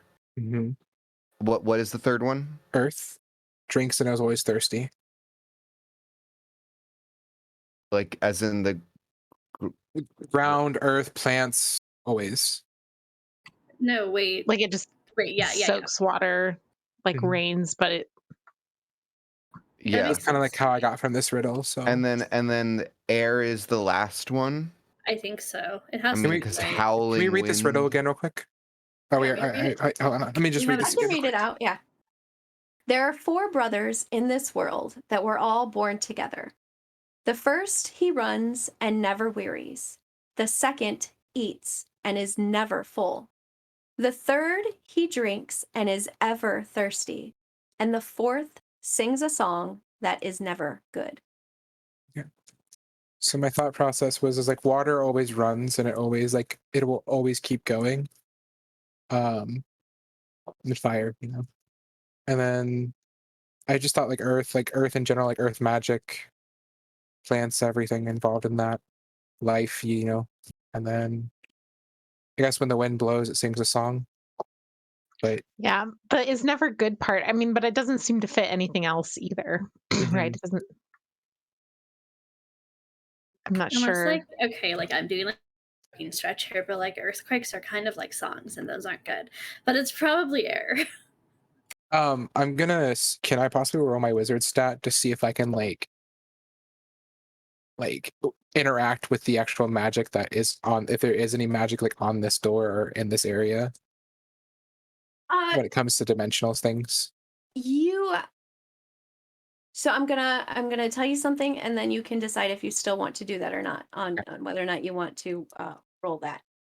When you kind of tried to tell about this magic, that this is a magic, and that is on a level that you have never experienced or encountered. I'm just gonna go up, like just touch the wall, just barely, and just be like, just kind of like feel around. Okay. So like this, I'm telling everyone this. This, like what I do, like with my little riffs and stuff, this is on like a whole other level. Like even like the headmistress maybe could pull this off, I'm assuming, because I just take a step back and I just like take a deep breath. I'm like, and like my character doesn't really get flustered about things, but like he's like upset that he wouldn't be able to ever pull this off. Well, can someone like conjure up some water or something? I can conjure up the void. I could spit on it. Yeah, that's. I a like water. that. I like that energy. That is good problem solving. Therian, you're amazing. And do me too. But okay. So Therion can spit on it. I'll, use my little fire gun. Pew pew. Who can do the other stuff? Who Why can do we I guess we need- could just throw some dirt at it. That'll work. Can't we just push the buttons? Right? Can we just push buttons in the order that? Oh, they're buttons. Yeah. Okay, I thought they were just symbols. Okay. Are we okay? So water, and Penelope pushes the water button. And then fire. I'll push the fire button. I mean, since I said Earth, no. Okay, whatever. And then I guess I'll hit the last one. Therian, brace for impact. I take my sword, my doom glaive. I'm nicknaming it Big D. And I just kind of shove it into the ground and brace myself All 16 Oh. inches. for whatever happens. Okay, so you guys each press this button, and they kind of like sink in and then click, and then sink in and click, sink in, click, sink in, click, and then you hear a rumble come from the wall, and then the door pops backwards, so it goes away from you and then slides to the left. To the right. And then standing on the other side of the doorway is another automaton. Does it also have fucked up looking eyes? This one, this one, its eyes are blue. Is that what their eyes usually are? No. Fuck. You guys did not ask Merker what their eyes normally are. I definitely this meant one's to, but eyes Marker was being really are weird. But haven't we normally like seen them around the school? Yeah, but you guys have never like really worked with them. Mm. So you would not know like from a distance. I'm envisioning like the big automatons from Lapida / Castle in the Sky for my Ghibli fans. That's literally what I've been envisioning for these the entire time. Yes. I'm literally on the exact same page as you are. Those like big upper body. Yeah, with and the long arms. Yeah. Can So I? and it is standing there. And it's just standing there right now, and its eyes are blue. And is still just currently standing. I'm gonna look at it and be like, "Hey, buddy, what Deserves fun. are you hiding? You got what do you have there?" And if you guys are just still standing there and haven't like advanced on the doorway, it's still just standing. I guess I'll just, since we already encountered a very large automaton, I guess I kind of just prepare myself for trying to slice at it again. So Okay. I grab my blade and I take it out of the ground, and I just kind of in a stance where I'm ready to do something before this automaton goes nutters.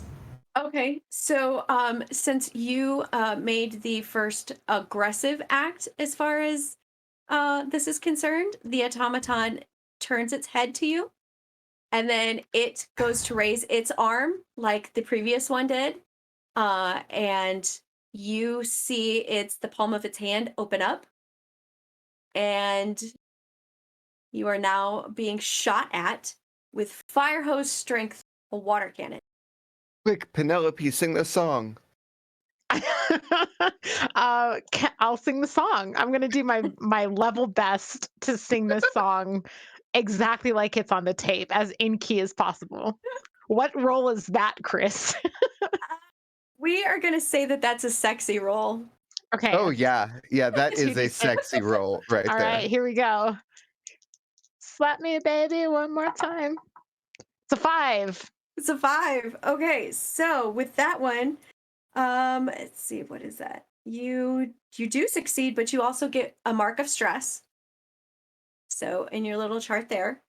And then so you bust out this song, and if I'm so bold to say, you also dance along with it, and Oh, you yes. shake those hips, and that tit window is just a Mhm. jiggling. Yes, just jiggles. And you are just singing away, and the automaton, it does recognize the sound, the tone, the key, the pitch, everything is perfect, except you do stumble a word. And so it starts to work, it starts to kind of like stop, but as it's stopping, it's moving its hand, so it does end up covering all of you with water, But as it's doing that, it's almost like when you turn off a hose and the hose starts to lose pressure and it starts off thrusting at you. And then by the time it lands on, we'll say across the way who I'm trying By to the figure out time it where everybody reaches is. like my fourth breast, Okay, fine. By the time it hits Awesome's fourth breast, it's just it dribbles. And then the automaton stands there and it blinks its eyes.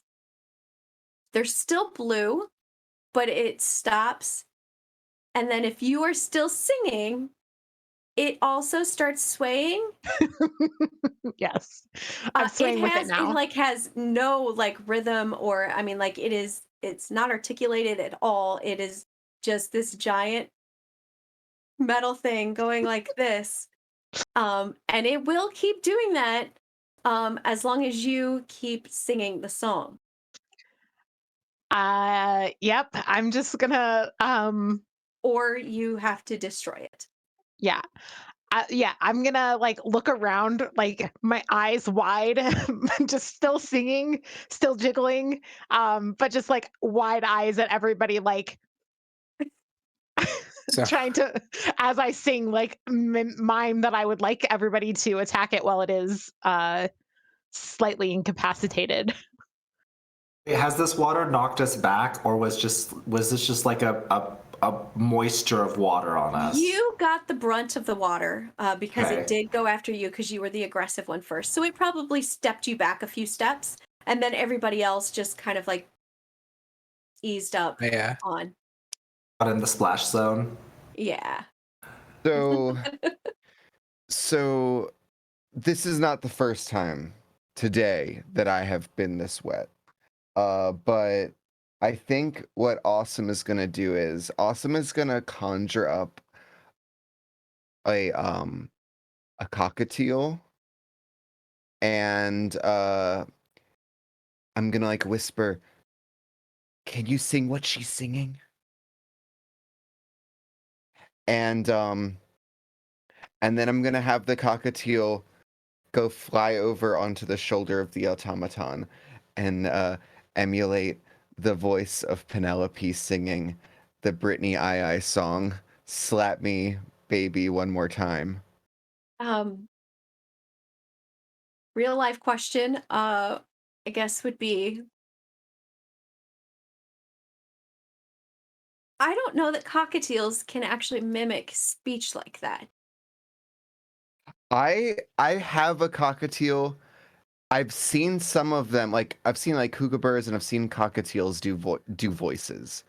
It's Okay. rare for cockatiels, but it does happen. Okay. So I will say that you huh. What's your sexy? 2. Roll a sexy. Okay. All right, here goes. I got a 4. You got a 4. Okay, you still make it. You still succeed. It just it's gonna shit on you as it flies away. Okay. Okay. And then it will fly over and it lands on the shoulder of the automaton. So this automaton is now still swaying with a cockatiel on its shoulder. And the cockatiel listens to Penelope for a moment and gets it. And then it mimics it almost exactly what Penelope was singing. So while this is going on, because I was closer to the wall and door as well, I'm gonna go up and like, just like, vibe with the robot while he's dancing because I don't want to seem like an aggressive person. And then like at the same time, because like I was just sitting here thinking back and forth because while this was going on, um, and I'll do that later because still processing it in my head. I'm gonna go up to him and be like, just dancing with him so he's not thinking that I'm gonna attack him or anything. And then I'm actually gonna do like a portal, like a little portal jump thing where they just fall through endlessly. So I'm gonna open a rift on the ground underneath them and then one above them. Okay. Just so well, basically I cut it in the bottom on the ground and then it like opens one up at top. That's like the other end of it, and he just keeps falling through endlessly. Okay, so what exactly is your purpose for this? With there being a cockatiel on its shoulder, I am considering that the cockatiel may not be able to, or may not May not even make it want out to of this. stay It on can fly this away. this thing's shoulder. Yeah. Okay, so So you were wanting to basically trap this automaton in a repeating void hole. yeah, and then maybe call over Penelope. It's character right. Yeah. Yes. It's me. Oh, are you still singing? Sorry, or is the cocktail No, the coming over? cockatiel is singing. Okay, never mind. And Cockatiel then singing. be like, Clarity, you want to get your shield ready in case this thing blows up or something?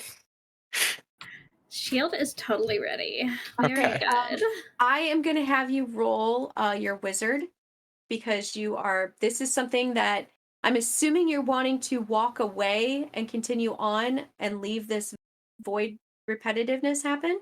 And then eventually, like once we're ready, in case it like crashes to the ground eventually, because it's going to keep speeding up. Technically, this is kind of what I'm going for. And then eventually, stop the portals and just let it crash into the ground. And Okay. because what happened with the wind, I want to be prepared for it to harm us. It may harm us. Roll your wizard. 6, 3, and a 2. Okay, so 6, you successfully pull this off. So explain exactly what these two void holes look like and are doing. So the magic was what? It's a rift glaive with hyperdimensional travel. So I just go up and I'm just vibing with the robot, making sure he's not like think I'm gonna attack him. Glaive's just down and just as I walk up to him, just slice a cut into the ground, and the other end of it's just above him, and he just goes bloop, and I would assume the bird would fly away. And The then it's moment just the robot fell through, the bird would just still be in flight Mhm. and it would kind of like fly over to the side. But yes.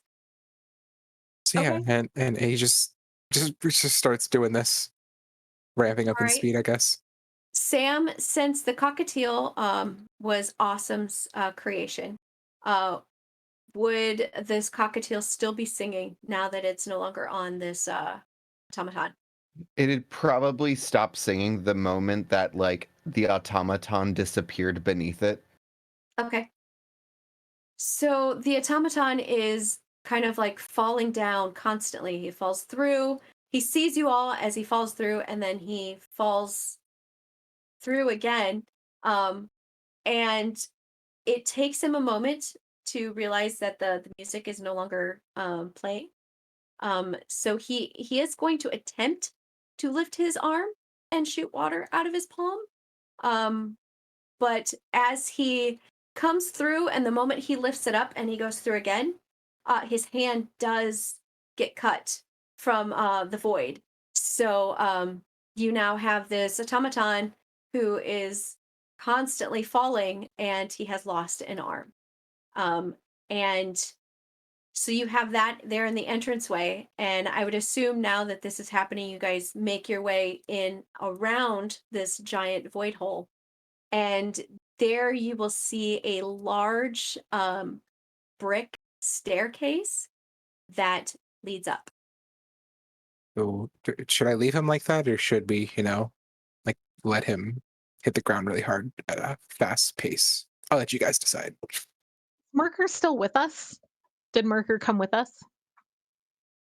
I don't know. Did you guys decide that Merker was going to come with you? You were kind of like hit or miss on that. I mean, yeah, I think we said Awesome yeah. was very hit or miss on that. I mean, I think my general stance on it was if they wanted to come with us, like, all right, like, so long as they're not getting in the way. Yeah, So I feel guess we like, is there something we can? Do you want us to try and save this thing? Oh man, no, but that singing, oh Penelope, it was like, oh, it was bells in my ear, man. You did so fine. Oh, that was so awesome. And he's just like now just staring at the tit window. and then Understandable, but also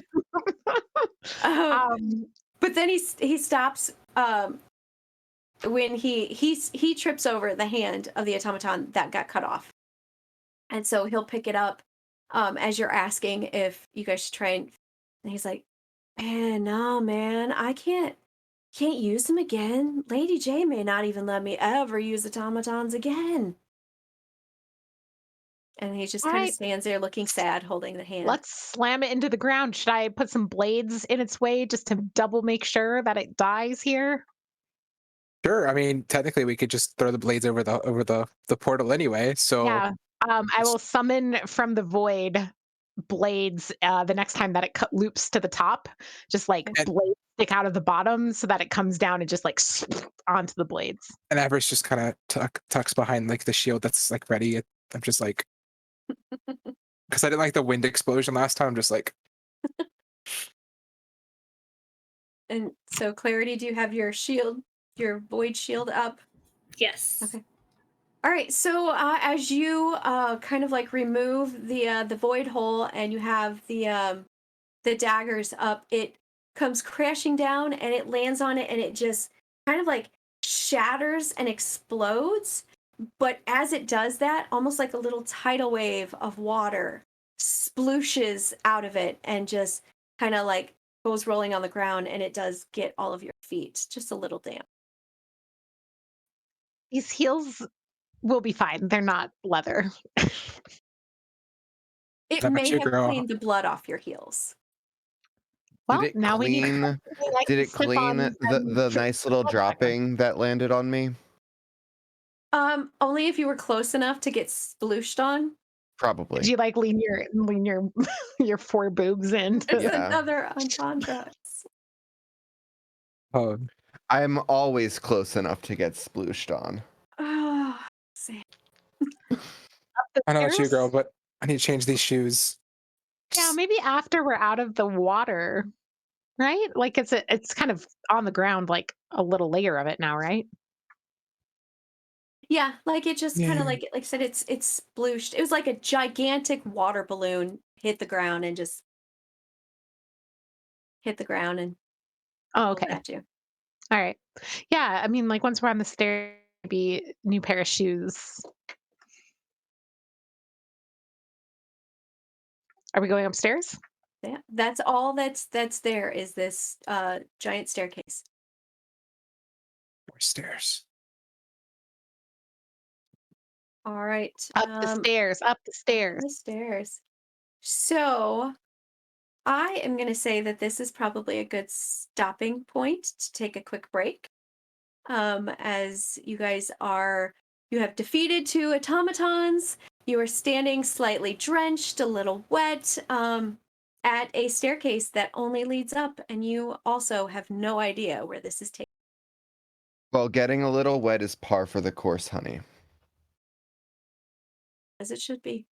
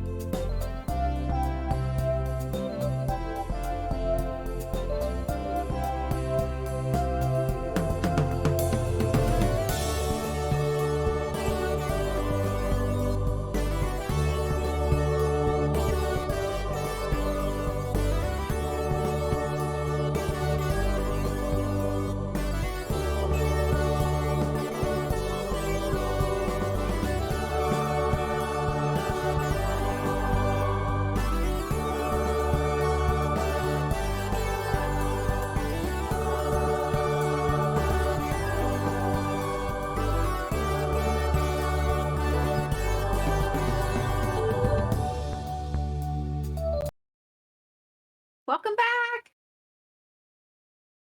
Okay, so a quick little recap. Our sexy battle wizards were called to the office of Lady J, who very much demanded that they discover what happened to the group of missing wizards called the Hard Shafts.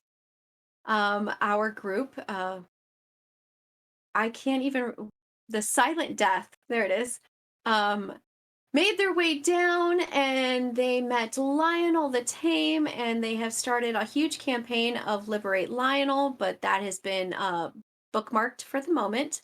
But then they were teleported to the Underneath, where they were attacked by a automaton that appeared to control air. And then they found Merker, who explained to them that his automatons basically went crazy, and he got knocked into a wardrobe and he has no idea what happened to the rest. Then they had to solve a puzzle that I found on the internet because I was having difficulty coming up with one. And then they had to fight another automaton who controlled water. So now the battle wizards have found themselves at a staircase that is leading up. All right. Do you guys want to do anything or look at anything before you head on up? For the record, the bird came with me and has just been constantly singing "Slap Me, Baby" one more time. Fantastic. You said there's really nothing else in the room, right? There's nothing else to Yep, see. just the smashed automaton and then the staircase. Would it be worthwhile to try to inspect the automaton at all to kind of figure out what's making them go haywire? You could give it a shot. Okay. I kind of, out of curiosity,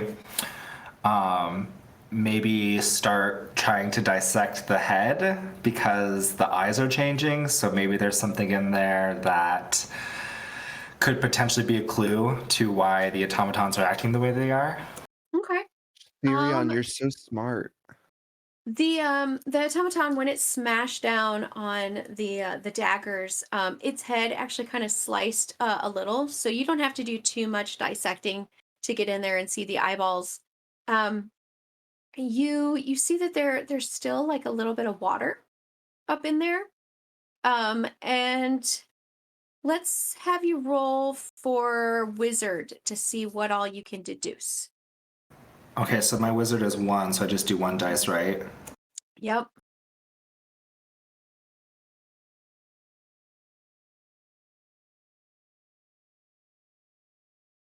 I roll a 3. Okay.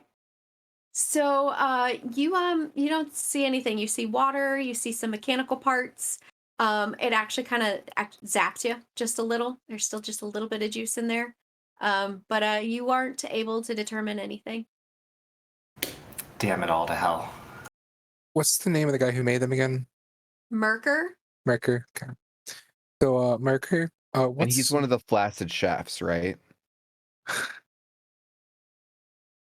Yeah. Merker, so what's going on with these exactly? Man, look, I told you. I make the automatons to basically carry all the heavy stuff. hmm I don't make them have water shoot out of their palm. Okay, can you figure out why that's doing it? Because either you messed up making it, or somebody else decided to tinker with your toys. So I mean, I can take a look. So you see Merker go over and he picks up the head that you would have dropped Theron, and he's looking around and he's like, "Man, it's I don't know, man. I've not seen this magic. It's definitely something magical. So I guess somebody's tinkering with my toys, but like I've not seen this before."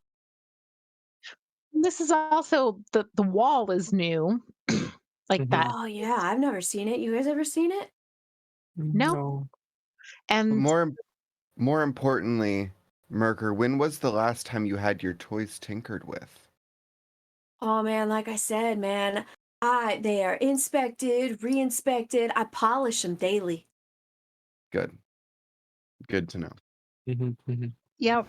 So the stairs at Lady J's going down from the clouds to the landing of Hereness. Are they similar to these stairs? Um, no, are these are made actually, they're brick. They're brick stairs. They are probably, I want to say maybe 6 feet long and then just standard step length width.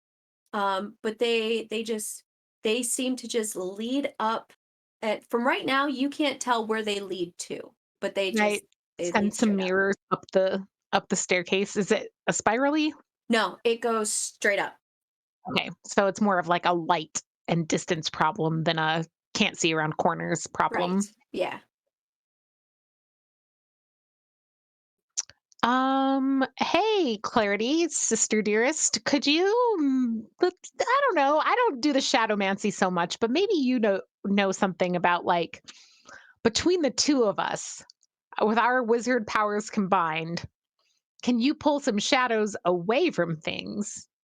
And I put some mirrors in things, and we can make some light happen up there.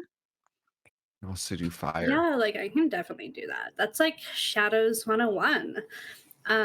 So I'm gonna suck all the shadows in the staircase down to me and just like wrap myself in those shadows. And that's your I school, your can magic school, right? It's my school. Okay, roll Yeah. wizard. See how well you suck these shadows. I rolled a 6 and 1 and a 1. Okay. So thank God for the 6. All right. So, describe to me what exactly you do to remove the shadows. I definitely, instead of like doing something cool with my hands, just stand there, go and suck all the shadows to Technique. I hear that's exactly what you're supposed to do. me. Yep. I'm sorry, but for prosperity's sake, you're gonna have to do that again.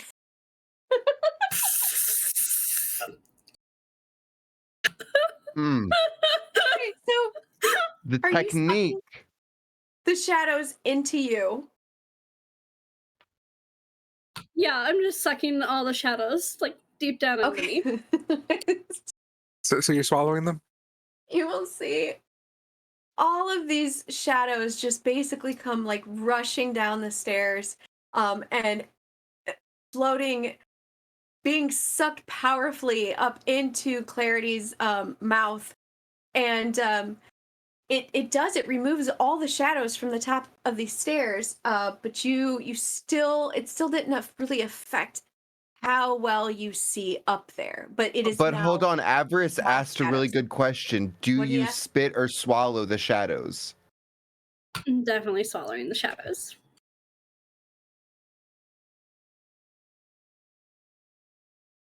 Sorry, Um, put a So the pretzel in my shadows are mouth. What- gone. Can we between my mirrors and Awesome's embers, can we get some light tricks going on up there to see above us as we go, so that we're not walking into any traps? Yeah, roll your wizard for me for your mirrors. 1 on a 1d6. Okay, so we need my embers to be really effective here, is what we're saying. Yeah, there. I'm So shooting put a a 1 in gun. stress and a 1 in determination for that fail. So what happens if my highest dice, And AJ, you get a stress and a determination for that fail that you had at the door with the water. total final stress is tum-tum. higher than the highest dice you rolled? Yes. It is. That's a 2. My total final Oh, stress yeah. is now Okay. 2, and I rolled a 1. No. This is interesting because I had not actually really put a whole lot of thought that was going to work that way. Okay, so Trying to do like really basic way of 10,000 mirrors things. Penelope is strains something. since your hold on, your tone is higher. Too many than the mirrors. Too highest- many mirrors. Wait, did Penelope no, you're just fine. die? No, hold on. Your Okay. total final stress is higher than the Final highest dice stress. you rolled. I have 2. Right, and you rolled a I rolled 1. a Oh 1. shit, that's right. It was a d6 that you rolled a 1 on. Yes. So, you see Penelope just kind of burst into this puff of glitter and air, and it's just this giant poof. And I'll be Penelope back. it's pretty much Penelope is no longer standing in front of you. Should leave her heels Um, behind. No. I think we all just Yeah, need to I'm take a gonna moment choose to reflect stay. on this. Reflect on Um, it with the many now lining the walls. Avris, you are aware of this. You are all aware of this, that there is no such thing as a dead sexy battle wizard that you just respawn and carry on. So Avris, you know exactly where Penelope is going to basically respawn at. So you were able to open a doorway to Mhm. bring her to you, should you do so. I'm just gonna open up. I'm gonna open a rift into like a little boutique, and then I'm gonna open another rift to her, so we can like stop in, get get changed, and then come back through. Fantastic. Okay. Yeah, and like I feel like this is like the equivalent of getting like dunked in, like dunk tanks where like you throw a thing and like this is like kind of the arcane equivalent of a dunk tank, like getting that perfect hit on the thing. So like Penelope just comes back through. I have the image of Yzma when Kronk accidentally throws her. I've referenced the Emperor's New Groove like so many times lately, but it's such a good movie. When Kronk accidentally like throws her in the water, and she comes in and she's just like sopping wet, and the makeup is running, and the dress is clinging and stuff, and she's like hunched over and like stalking in. She's like, yeah, Girl, you basically. look rough. Yeah, Oh, I see Penelope, you gotta be more careful. and I rifle through the boutique and set up mirrors like facing out from me so that I have like a little privacy spot to change really quick and just like very rapid costume change and come out. Still like super on point tit window, but new colors, a little the hemline's higher now so that you can see like excellent fishnet stockings underneath now the heels. New pair of heels from Avris's interdimensional closet. Okay, Penelope, so you it's look back okay. at 0. Penelope, it's okay. We've all poofed a little early sometimes. It happens. And you look like so good now. So like it was definitely worth it. You look great. Thanks. Can Penelope. anyone We're gonna fucking do anything slay. about this? Well, actually, her hair is very short, so it's not really too much of a problem. She just kind of like So much does- glitter. Yeah, Penelope's the only one not covered in glitter now. So with that, now I wasn't keeping track of what everyone's stress was. Are you all I think all of you have 1? Mine is Not me. I'm one. at 0. Okay. If Nyx, you do roll the have- 6, you don't get stressed, right? Correct. Okay, yeah, no, I'm good. Okay. All right, so AJ and Lena are at 1. So just so I can remember, because we all need poofs of glitter in our lives. Okay. So Oh, Chris, Yeah. did I get stressed for conjuring the cockatiel? what did you roll? I rolled a I don't 4. remember. Yes, you did. Okay. So how much stress did I get? You get 1 point. 1 It's point 1 of point stress. per. Okay. Yeah, Okay, so I am at 1. Sorry. that's all right. It works out perfectly. Okay, so you poofed in a cloud of glitter. You were unable to set your mirrors up to see if you could see up the stairs. You guys are kind of back at square one. The shadows are still all gone because Clarity saw to that. So you are now back at standing at this staircase that only goes up. So Yeah, so like let's just so it's like the pastel goth clothing, but like I put on some big boots because I took off the heels. I got like combat boots on that are like going up to like the knee. I just start storming up the steps because I just loathe steps. I'm just trying to get this over as fast as possible. let's just go. At least I got rid of the shadows, so it's like Nothing can kind of hide, safer. I guess. Yeah, we'll see it. We'll see all the automatons. As if the automatons could be hiding in a shadow in a 6-foot across hall staircase. Okay, so you guys make your way up these stairs. You notice that there's no sound. Like there's not even like an echo of your footprints. Or there's you guys are probably banging into things. There's no sound whatsoever as you go up. You can still talk, you can hear each other, but there's no outside sound coming from anything And as you go up the stairs, you come to a wall. No landing, just a brick wall. But there is a switch. We're gonna call it a dongle. There's a dongle. No, there's a switch on the wall. And it is currently flipped down. So, like, it seems too easy to just like turn that on to get through this, but I guess we could try. Hey, Merker, you're the tech person.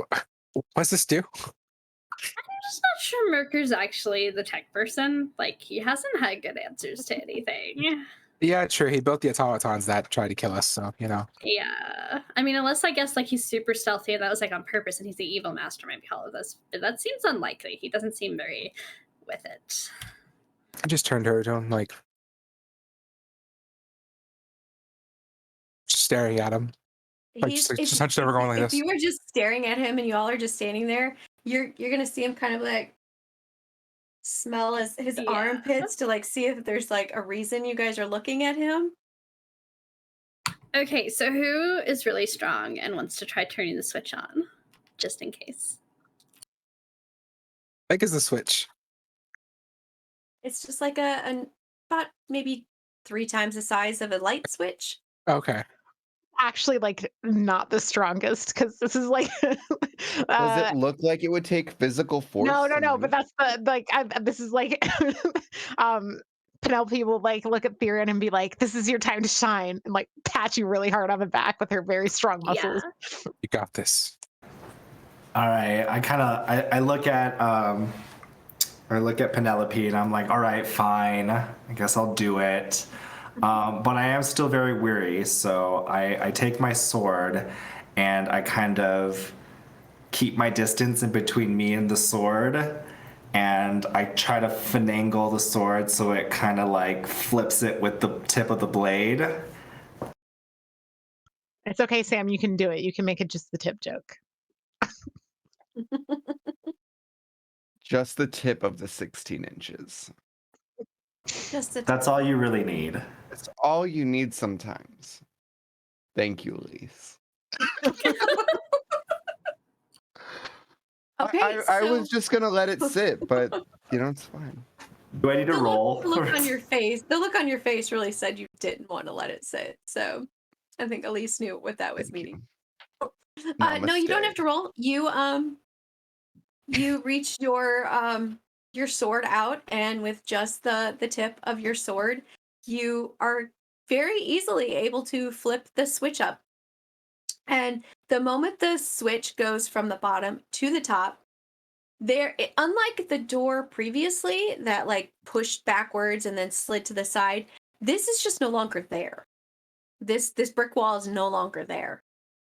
And you guys find yourself on a landing that kind of leads, it's kind of like a balcony style landing, and you see out in front of you a room that you guys have all seen pictures of, you have all heard of, but you have never been in. You are standing in the redacted section of the Library of Occult. Nice. What? This is awesome. Like, That would I'm just gonna like stay here for a while. You guys can find the hard shafts, and I just need to like check out some of these books because this is like I'll help you. I will help you. okay. Yeah, we're gonna hang out here, and Yeah. everybody Just else explain. can Just Wait, It's hold been on, so much. guys. We're still on a mission, though. Okay, but like I've never seen any of these books in my life, and like my goal is to be the best occult necromancer, shadowmancer, whatever the fuck in the world, and so I need to read through all of these. And I already am, so I'm just looking for erotica. Because you're awesome. Yes. Thank you. As you guys are discussing how to properly disappoint Lady J, you hear what sounds like rock being pushed, like moving, like a grinding of rock, so to say. And Here comes this boy. you look, you walk closer to the banister that's there, and down in the actual circular room of this library, the redacted section, there is a giant, and I'm just going to say giant. Please don't ask me how tall because I really do suck with those types of things. He's giant, sexy, four-armed marble figure. You all know this to be the Librarian of Secrets. But instead of standing still and holding a wand in his top left hand and a scroll in his top right, and lifeless, this guy is standing there reading from a scroll. And then you see to his left on the ground the missing members of the Hard Shafts being held We captive. found all of their missing members. You did. And they are being held by two automatons. Oh shit, y'all. Like 2 birds with 1 stone. We found books that we need to read, I need to read, and also we found the Hard Shafts, so we can go now, right? And just grab some books on the way out. So, at this point, like I'm assuming because I guess I studied the magic and I've seen how advanced it is, and now I'm seeing like why it's so advanced because this is the redacted section. Mhm. I'm sitting here contemplating like, should I just get the headmistress at this point? Because like this stuff is kind of like frightening somebody who messes around with like like dimensional travel and stuff like that. Like going from 2 different zones that shouldn't be linked together. Sure, sure. Are Just you like- thinking this out loud, or are you keeping this to yourself? I'm just like stepping back like that's a lot. And yeah. Okay. gonna, Well, like- as you step back, you have discovered that the entranceway you guys walked into is no longer there. There is a wall.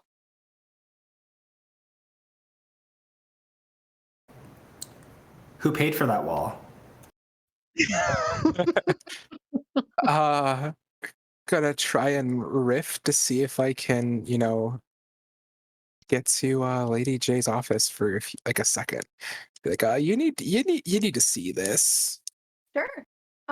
You go to swipe the air like you Mhm. do, and nothing happens. While he's just- doing that, can I look for a book that will help us in the fight or like help us rescue the Hard Shafts? It doesn't have to be fight the librarian, just something that will help us get the Hard Shafts and get out of here. Yeah, you can search the bookcases. Cool. Is that like a roll or like I don't know how games work? No, I mean like there are a couple of rows of bookcases, and then there are rows of bookcases that do like the wall, so they're like in a circle as well. So you can just take a look. You can grab Sweet. a book at I'm also random gonna if you grab want. any books that look interesting and just start kind of shoving them. I don't know where because my clothing's really tight. I guess in like the top of my leggings. It's really weird. Can you not? Well, yeah. I mean, you don't. Yeah, because you don't have the traditional robe. That's right. Okay. Yeah. So it's just like a book belt. Tell me if I find a book that helps, but I'm definitely covering myself in books. Well, you would need to actually see if you can like look into a book. Is there one with a title that looks helpful, like How to Defeat Gigantic Rock Golem Librarians? Uh, 5 easy well, steps. You've grabbed about, I don't know, 3-4 books before you like really started actually looking at them. You're just like, oh, I'm grabbing whatever. But then when you actually decide to kind of see what you've looted, there are titles on these books, but you can't read them. You can't make out anything. Literally, it is the redacted section. So where there would be a title is just a giant, it's like a black bar. It's Um, beautiful. It's on the binding, it's on the front. You flip through, and then the pages are completely like black blocks. And you remember being told, because you guys have never been here, that one, it takes special permission to come into the redacted section, and two, you have to be gifted entrance By the Which- librarian. by the librarian, but not that librarian. There's an actual, like, you have an occult library here Like at the on college. like where we live, like not in this whatever it is, yes, underground. yes. So the Scary fact that place. we're in here at all is already very bizarre because normally to get in, we would have to have been gifted entry in the first place. Yes, you would have to have been gifted entry, but in order to read the books, you actually, like, it's almost like a library card. You had to actually be given something that would give you access to these I books. see. Okay. So right now you are here by a means that you don't normally travel to this place. And so you have not received the proper tools to read any of the books. And the statue, it was the four-armed boy is normally a statue in the redacted section who is now alive and reading things. Yes. If you look out into the circle, you see in the center of the room is a large disc that that this is where the librarian normally stood. And you also know from pictures and just from being told, because again, you guys have never really had access to this room, that on the wall is the sigil of secrets. And so the librarian guards the sigil of secrets. And if you guys, one of you, actually, let's see, I'm gonna pick one of you and make one of you roll something. Well, to clarity, because you have like discovered from these books that you can't read anything. I'm gonna have you walk a little closer to the balcony and kind of take a look. So roll. What's your highest stat? Wizard, it's 3. Okay, I was gonna. Just happens to work out because that's what I was gonna have you roll. So roll wizard for me. My highest is a 4. Okay. So you look out and you see that the Librarian of Secrets has stepped off of the disc in the center of the room. So you now have a clear view of the sigil of secrets, and you can see that it is cracked. You also see that the librarian has noticed you because you stepped further towards the banister. Okay, so 2 things, y'all. First of all, the sigil of secrets is cracked. We might need to like fix that or something to fix things. I don't know. These books are redacted, so they were very helpful. That wasn't one of the things. So it's just a side note. The other thing is the librarian, the stone librarian, noticed me, and I think it's probably gonna like do things that it's. Senpai noticed you? Is are you into the rock? It's not. It's like made of stone. He has 4 arms. My magic doesn't Oh, work that here. matches you really well. Awesome. That's a good point. Maybe you should try to talk to it while everybody else tries to mend the sigil. But Senpai noticed you. Well, Senpai can unnotice me. You're much more distracting than me. Roll to seduce the rock golem. I'm rolling to seduce the rock golem. Fuck yeah. Holy shit, roll your sexy. All right. Bonus points because of the 4 tits. So here's They are a here's what perfect I'm match. thinking. This Okay. rock golem, he's like the statue, the librarian of secrets, big tall boy, right? Yes. Yes. He probably likes some big chonkers. So it's probably what he's seeing right now.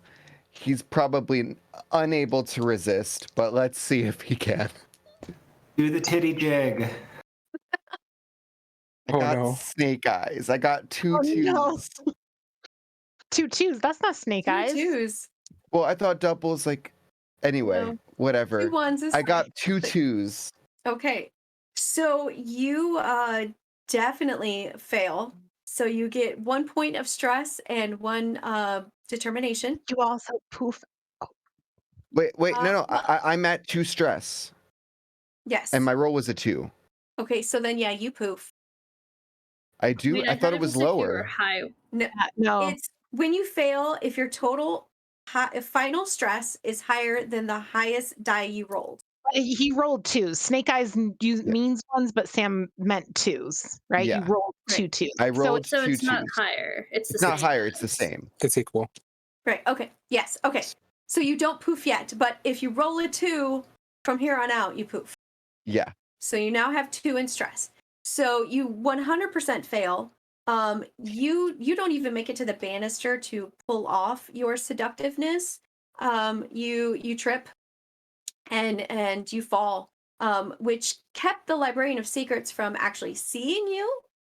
But one of the automatons down below did look up and see you. So much for being graceful, Jesus. I- Is my cockatiel friend doing anything useful right now as far as this automaton goes? He probably can't even hear it. No, he's a bird. He's just kind of like you fell and he stayed flapping in the air. Um, Can I I deserved this. step forward and clear my throat and announce loudly to the room, "Hello, keeper of secrets. I have been sent by Lady J to serenade you," and just immediately start singing. Um, yes, I'll have you roll a sexy, but be aware that you are not, unless you can belt out in perfect pitch and everything very loudly, the automatons are far enough away that they cannot be tricked by your song. Okay, so like a 6 is gonna do it for me, kind of thing. Yes. Okay, all right. You got 2. this. This is 2. I rolled a 1 and a 2. Okay, so you are now back to a 1 stress, but you also get a determination. Thrilling. Yes. Now, keep in mind the determinations, you can use those, you can cash those in to add a d6 to one of your rolls when you roll. Okay? So, the librarian of secrets, he does acknowledge you. He turns to you. And when you mentioned that you were sent by Lady J, you will hear him say, I gotta try and get this deep voice, and hopefully my mic will pick it up. Then Lady J would know the lore. And he will turn, and with his bottom right arm that's not holding the scroll, he points at the sigil. The sigil has been cracked. I now will rain my judgment upon the planet, the college, the entire universe will feel my judgment. So like, And then which is he think that's the name of his his dick? judgment or Lady J's disappointment? Like, but Tough you guys choice. do know, since he has mentioned this, you do know that the lore for this is that yes, when the sigil has been cracked, that he will then come alive and rain the judgment from the scroll that he is holding. But you also know that that's not supposed to happen yet. It is foretold that it will happen at a time, but not yet. So something else has happened to crack this sigil. So you remember that just the other day there was that cloud battle. That's what you guys were all cleaning up from. And so something has damaged the sigil prematurely.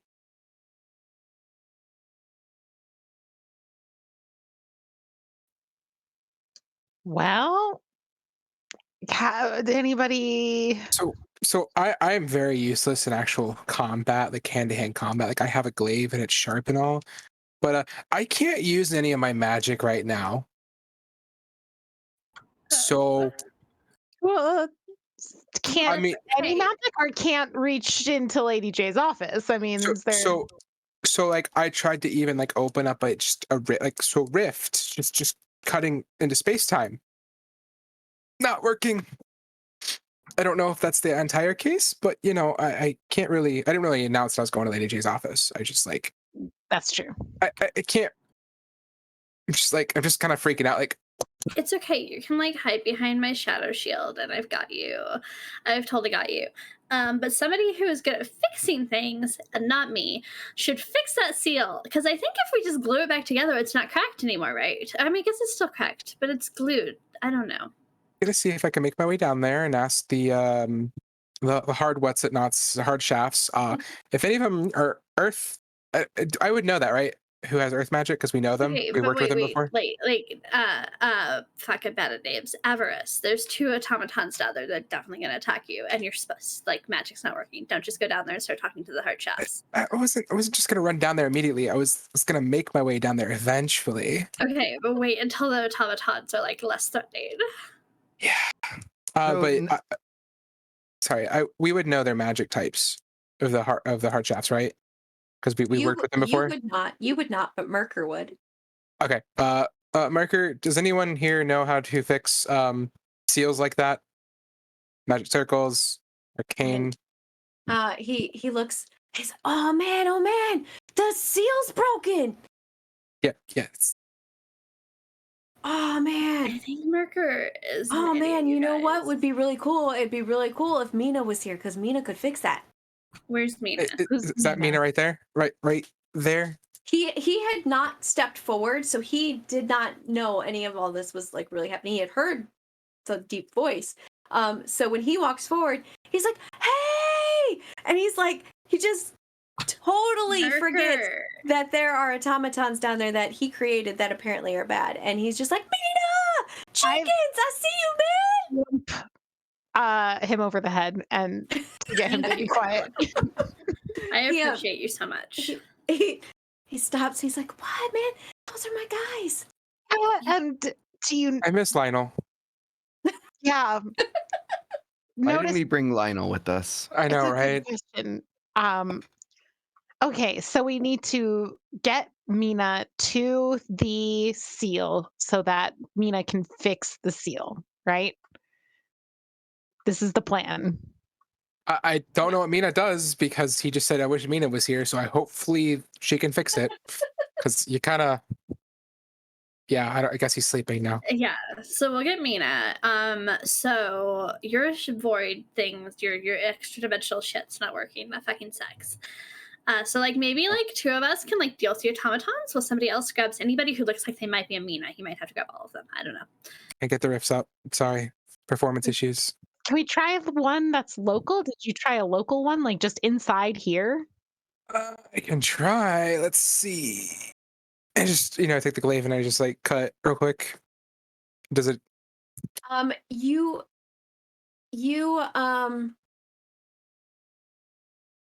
well, let's see. So I'm trying to cut like a small one. So what Okay. I'm gonna do is I'm gonna cut a small one like right in front of me to see if I can like look like so I can like look through it to like get a Right. better view, aerial view. You slice in, and the familiar feel and look of when you go to open a rift does happen. But then as you kind of slice, it starts to seal back up right behind itself. And I like attempt to stop it like with like my bare hands. I mean, I would suggest not, because you did see what happened to the automaton as he tried to shoot water at you. Yeah. but Okay. You play your character how you would like to play your character. I mean, So I mean, my character would know that would Call happen. you Three Finger Avis, and that's not a Like, problem. We can like die, right? We can die from the stress, but like we could still die, right? I mean, Like if my head got Like cut if off we do in a something really portal. stupid. yeah. I guess you would die.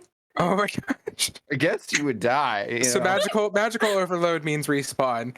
Death by Yeah. any other, by death by maiming means death. Yeah. Okay. All right. It'd be a form of stress. Yes. Oh, Obviously. okay. Can I try something then? Sure. Unless someone else is gonna step in. I'm not sure. I don't want to. I have no idea what to do, but if Override. AJ Okay. or Sam, I just wanted to say that I think it's a little bit sus. This is over the table that we know that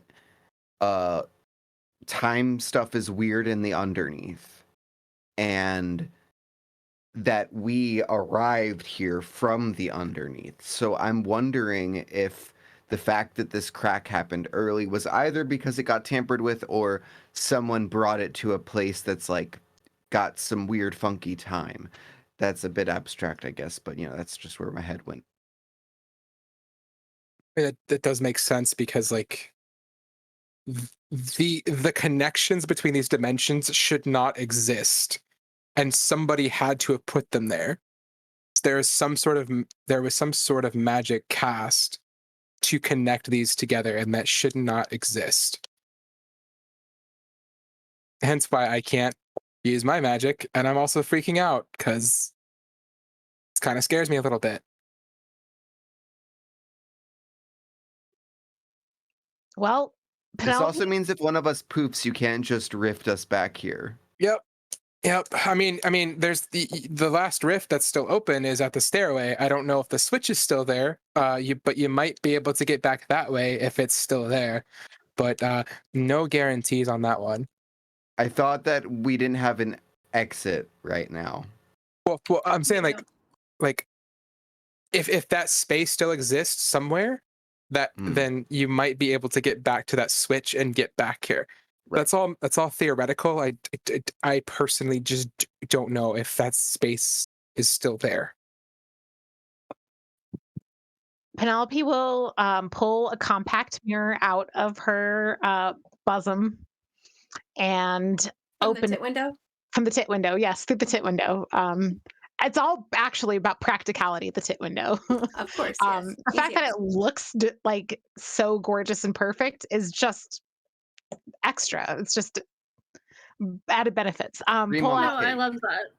Yeah, pull out a compact mirror, and she will attempt to cast a spell that is significantly more difficult than the last one she attempted to cast with her mirrors. And I will spend a determination point to raise my wizard stat from 1 to 2 for Did this. did your stress reset when you poofed, or is it the same? Yes. No, It it resets, resets. You but start I'm back at on 1. 0.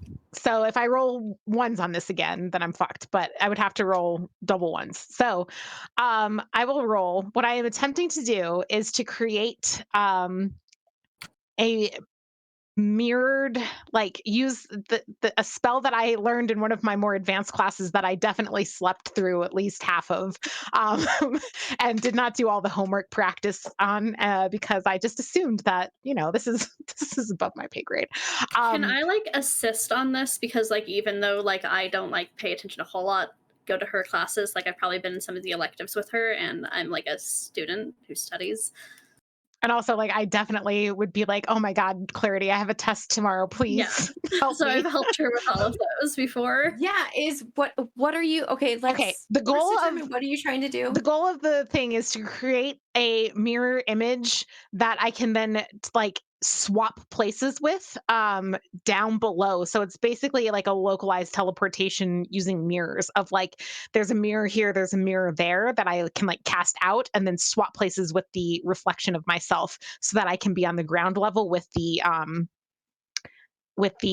people without having to like pass all of the automatons and the librarian and everything and get caught.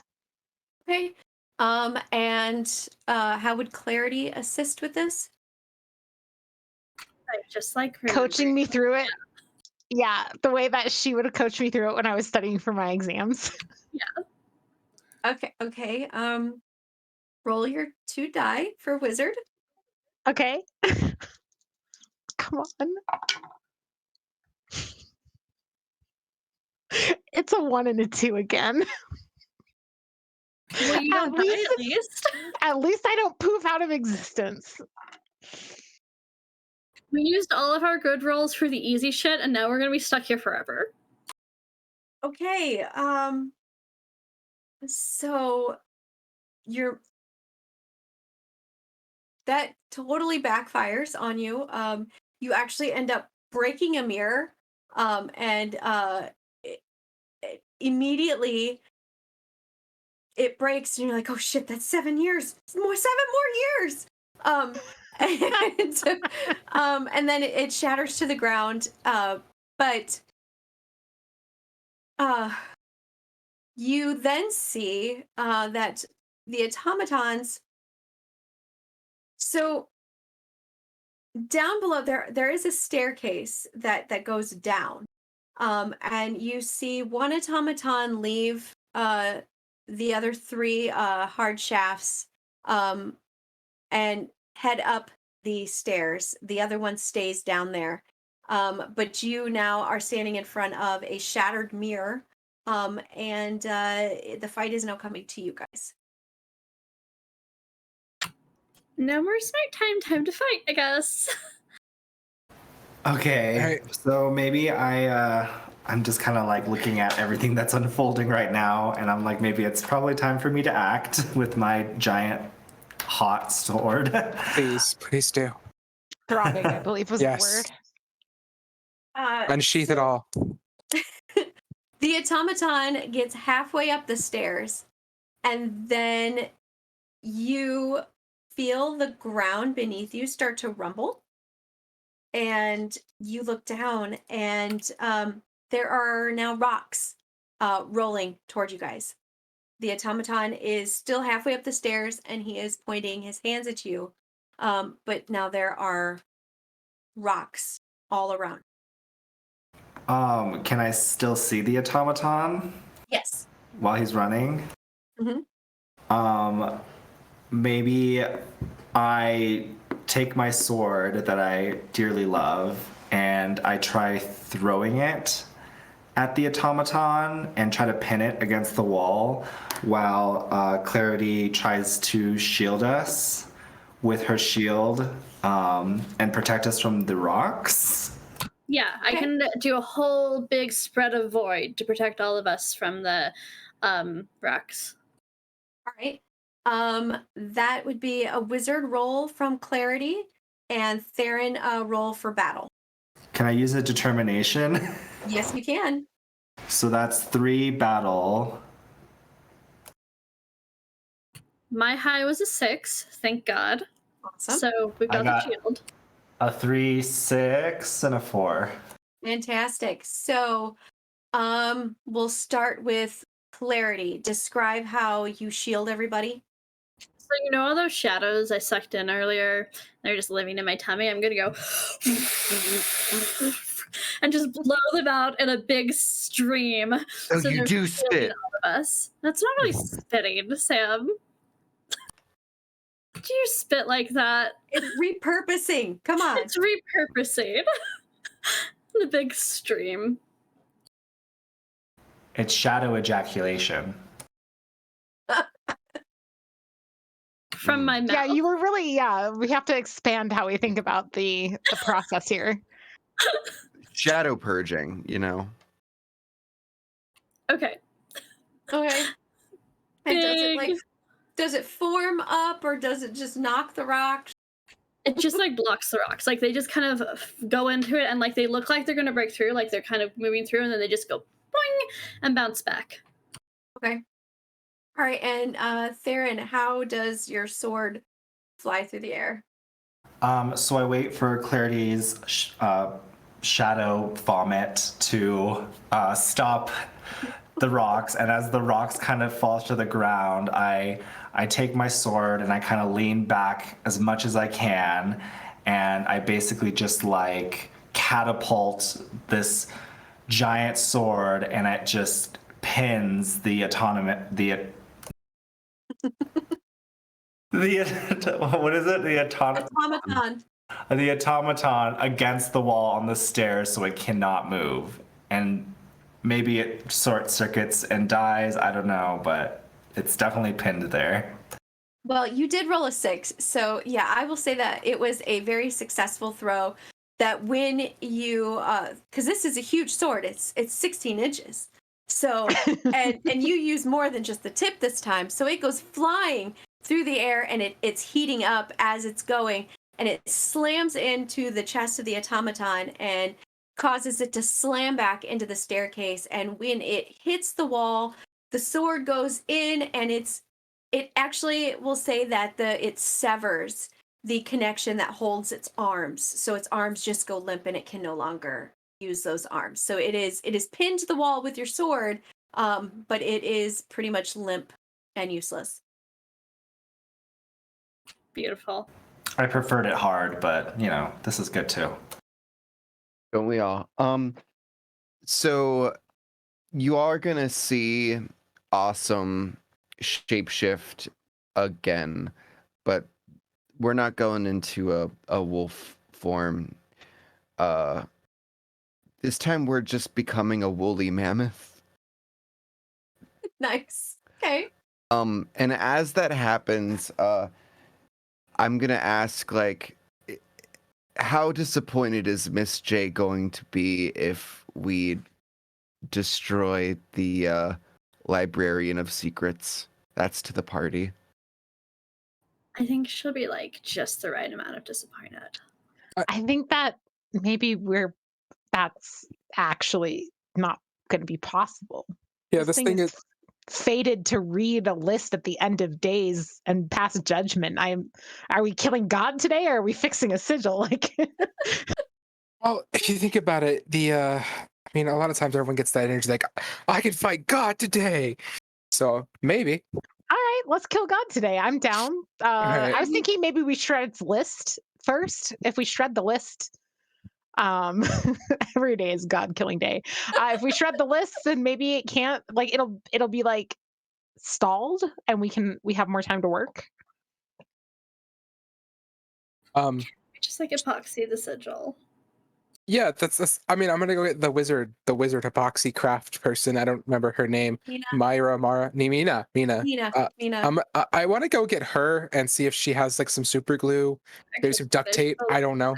Automaton, remember, down there. It's probably the fire one, given the elements Yeah. thing. Seems dangerous. Yeah. Let's be careful. Well, Okay. Let me go with you and smash. I promise I can smash. I'm really good at smashing. Oh, trust me. Okay, I does believe anyone it. want to ride the woolly I'm mammoth? surprised Renette's smashing right now. I'm going to be as soon as there's a I chance. Do you want to smash? Like, do you want to get on top of the woolly mammoth and then smash things with the woolly mammoth? I do. Smash I top of the woolly really mammoth? do. Okay. Oh my God. Can we just take a minute to imagine Penelope in all of her glory, tit window, Ting, a woolly mammoth? atop a woolly mammoth, her void blades just like slashing. I mean, I have the painting in my A mind. top of woolly mammoth that has an ember cannon strapped to And its back. 4 tits just That's four flicking tits. off its bottom. Because all the animal forms keep the tits. Yeah. I was going to ask exactly how the tits morphed when you morph, but that sounds amazing. Yeah. So, yeah, okay. So if that's the plan, are you? How are you going to execute said plan? Are you going down the stairs? Are you going over the balcony? Oh man, that's a great question. How far is the drop? Okay, so remember when I said I suck at those types of things as far as distances? So okay. I'm gonna say the statue is giant. But like when he bent down, he had to bend down to talk to Clarity. He had to kind of bend down. So at the balcony, you're probably at his waist. Okay. So is it like Okay, a so couple I'm gonna stories? say like a couple stories maybe, of a building? like he is so like I mean, if you look down, there are bookcases. You can see the tops of bookcases. Okay. So, like, if you like on your own were to jump on this banister and jump down, you may, unless you fell perfectly, you maybe sprain your ankle. Sprain a woolly ankle. Yeah. I think we're charging down the staircase. Yeah. So with Penelope saddled and up. Avarice, right? Both of us going down on the woolly mammoth. I'm gonna Yeah. jog behind them, but the woolly mammoth is way faster, so it's gonna take me a Right. while to get there. Okay, I just want to be able to hold so- shield. Penelope and Avarice are mounted on top of the cannon on top of the woolly mammoth. Yeah. And you guys, Yeah. you're just running down the stairs. I What will is your take goal down the slashes stairs? at anything hostile to us on the way with my void blades. Okay, so the only thing hostile is the last automaton, who is already prepared to shoot things out of his hands. Okay, so he's seen what happened to the the Earth automaton, how he is now limp with 16 inches shoved in him, and so he is like, I am the last one down here. I have to do my job, and I'm going to do it well. So he's now standing in between you and the other three wizards, and he is poised and ready May to I do what he does from his hands. May I attempt to attack him with my void blades? So what I'm going to suggest is, since all three of you are mounted and in charge, I want all of you to roll battle, and we will take the 3 highest die from all 3 of you. I A need to roll, right? 6. Sorry. Yeah, roll for battle. I got a 5. 6. How many dice do we Fantastic. roll? You guys, what are so we know what they are doing. What is Theron and Clarity doing while this giant mammoth is bombarding its way down the stairs? I'm running after them so that if they need me to shield, I can. But I'm pretty sure I'm much slower than a woolly mammoth. So Theron, what are you planning to do now that you are swordless and they are running downstairs to fight? I actually don't know. What would be appropriate? Could I tantalize something? I mean, yeah, you could try, seducing the Librarian of Secrets again if you wanted. They will need help getting the other 3 wizards. So if you wanted to just like pull up the rear and try and like get them as they are attacking. Yeah, I'll titty jig the librarian. Nice. Okay, so you guys rolled 2 6s and a 5. So you are gloriously mounted on this giant woolly mammoth, and you just go bombarding down the stairs. And this automaton is standing there, and he's got his arms up like this is his last standoff. He is not going to fail. And you're close enough that you can see his palms are opening, and you can see what looks like flames starting to ignite in those palms. And just as he is getting ready to kind of like flick his hands out, you crash into him, and it sends him flying. But he gets back up. So now he's standing there. He is a little damaged, and you've crashed into him. But now you guys need to decide what you would do individually. What do we need to resolve? The tit jig? What was it? Titty jig. Titty Yes. jig? Or do you want us to go ahead and narrate what's happening with the fight? I'm sorry, I'm not trying to backseat GM. No, you're fine. Just curious. Yeah, Theron, would you have jumped off after they hit the automaton? Yes, I would. Okay. All right. So then, when you let go of the udders, and you are now standing in front of the 3 wizards, who they look like they're just a little beat up. They are conscious, but they are like wondering what the fuck is going on. So you're standing there as Clarity is working her way down those stairs. What do you want to do with these wizards? We can't hear you. Push to talk. Oh, Yeah. since I am swordless, I will try to use my other sword to discreetly seduce the wizards. They are, just so you know, they are not bad wizards. Oh, never mind. I mean, seduce away if that's what you want, but they're the hard shafts. They are on your team. Maybe I try to Slightly seducing with your dick, though. That's maybe I try to persuade them to come with me Okay. so that we can get them out of that area, or just so that, because I don't know if they know me or not. Do they know us? Yeah, they would know of you guys. You guys have never really like traveled or worked together, but you guys, know of them. One of them, it's Jenkins, Trey, and Mina. And Mina is the one that Merker seemed to imply could fix the sigil. Okay, so maybe I try to get Merker to fix the sigil. I just try to convince him, maybe. Or Mina to fix it. Mina. Oh, Yeah. Mina, sorry. Yeah, that's fine. You look down and you kind of recognize Mina, and she's just kind of laying there, and you would kind of maybe tell her that you've seen that the sigil is broken. And so she would be like, "Oh, wow, that totally explains everything. None of this should be happening. I don't even know how we got here." And I so love Mina.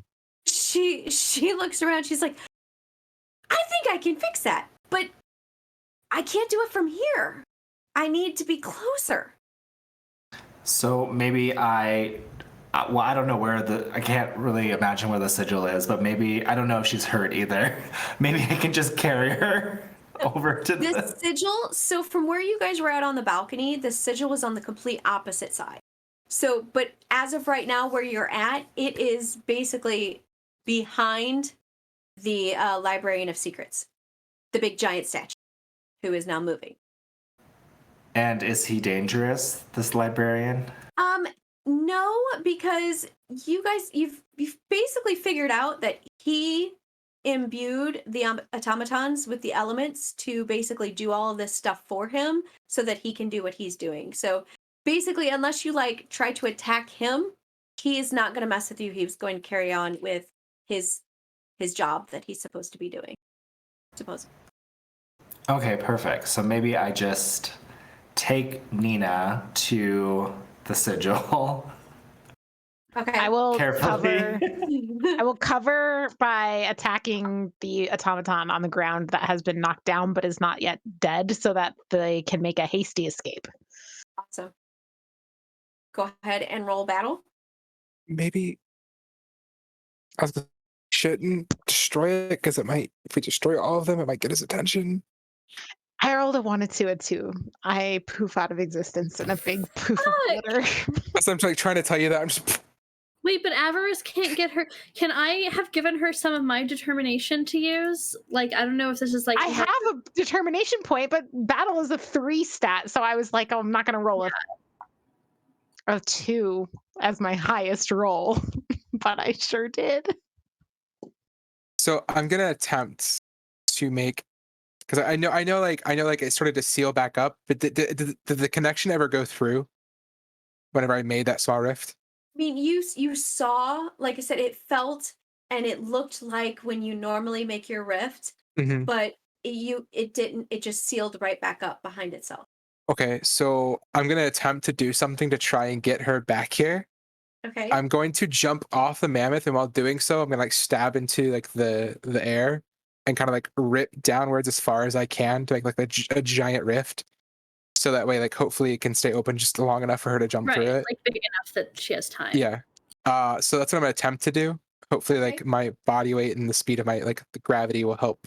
Do you need determination? I have 2 that I'm not using. I don't know if we can share. It's not like inspiration.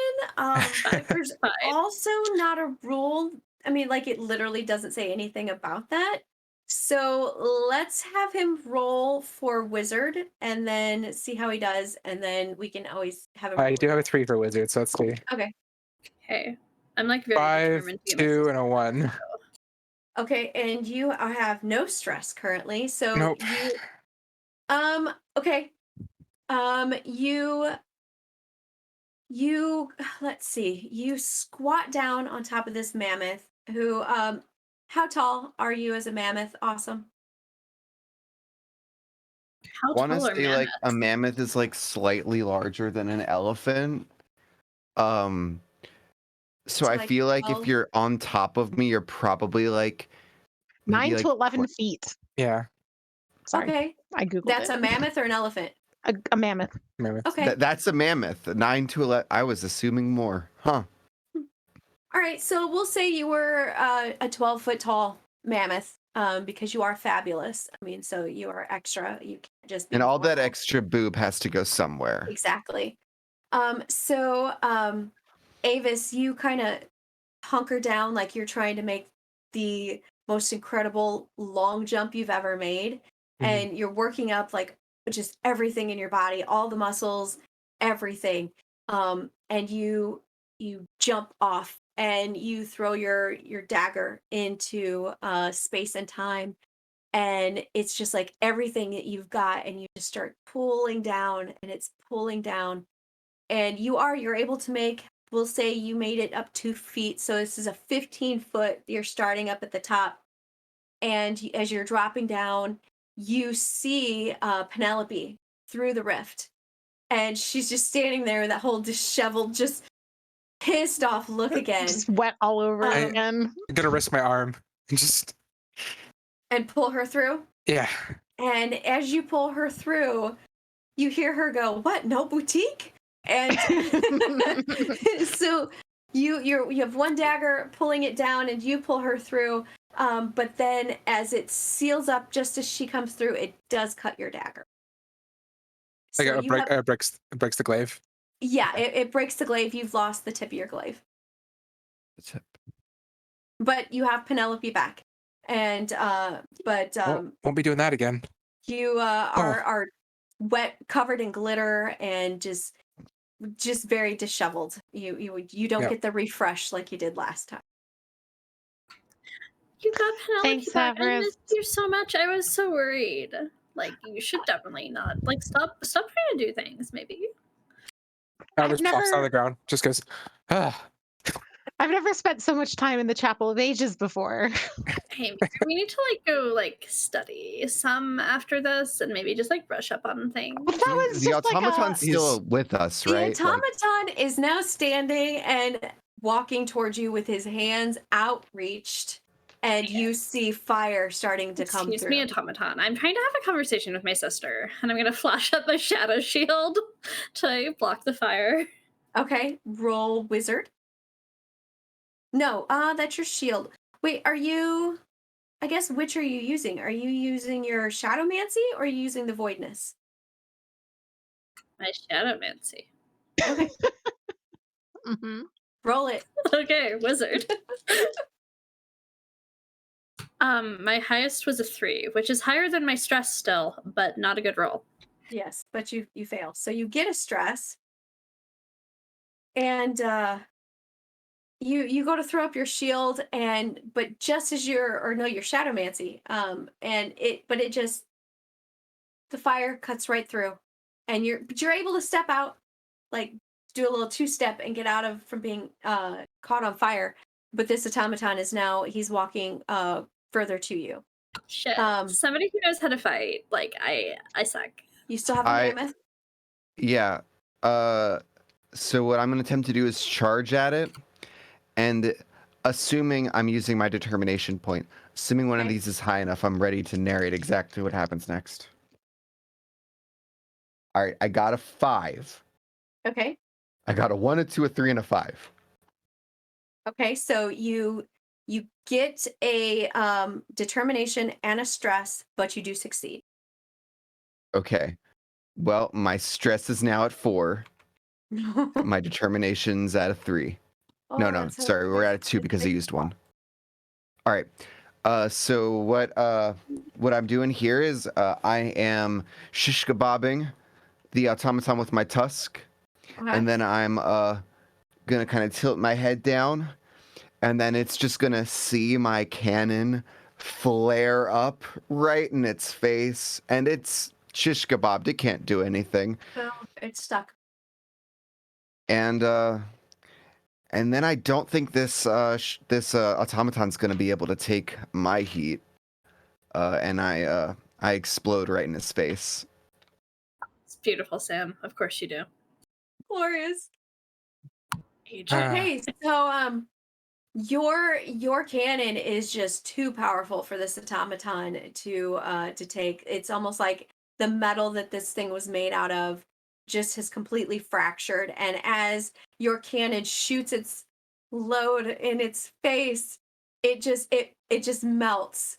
It melts down, and you see its own fire inside of it is like kind of boiling out as well, and it just literally on the ground in front of you now is like this molten metal hot kind of lava stuff. The librarian has taken notice that this has all been happening by his feet, but again, I mean, he is not attacking you. You did kind of get the gist that, I mean, when he was like, so then Lady J should know that, I mean, he has a purpose, and he, as far as he knows, he is fulfilling said purpose. But you have now, the sigil is still cracked. Theron has Mina, who is fairly certain that she can fix it. She just needs to reach it. Giraffe her up there. Path Cute. of peace. Yes. Cue the music. Da-dun, dun, dun. I need a hero. What's preventing us from getting up there? It's high. It's the same height as you guys were on the other side when you were on the balcony. So it's like it's basically hanging on the wall. Can I like wrap my trunk around her and like lift her up? Sure. I don't even think you need to roll since you're already in that. You you can't speak while in this form, right? No. Okay. So she's just getting a trunk.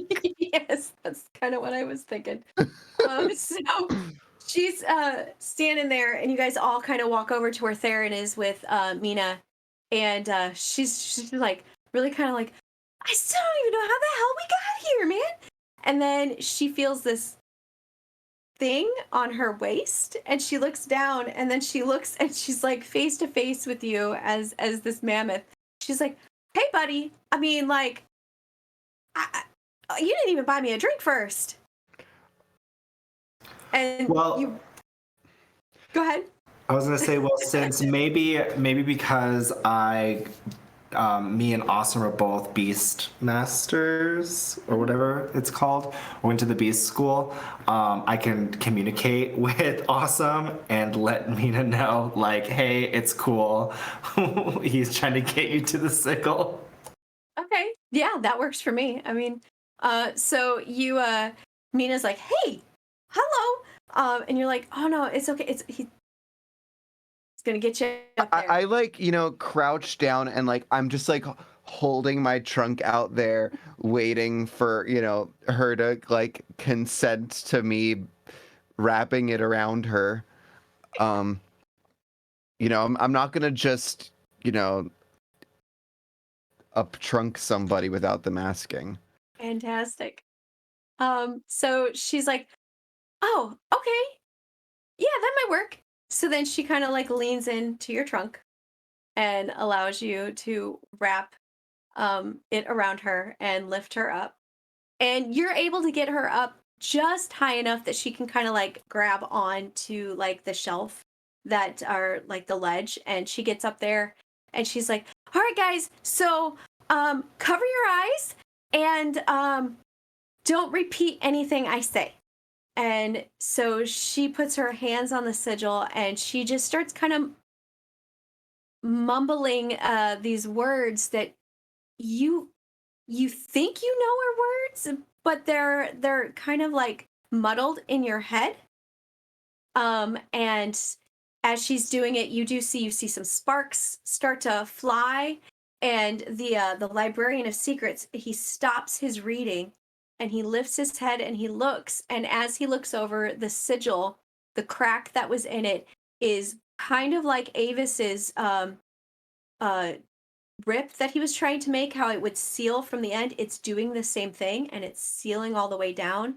And as it is almost completely mended, the librarian lifts his head. He walks back over to his disc there in the center of the room, and his bottom arms go out, and then the top arms that are holding the wand and the scroll, they come in kind of like this, and he goes back to being a lifeless statue.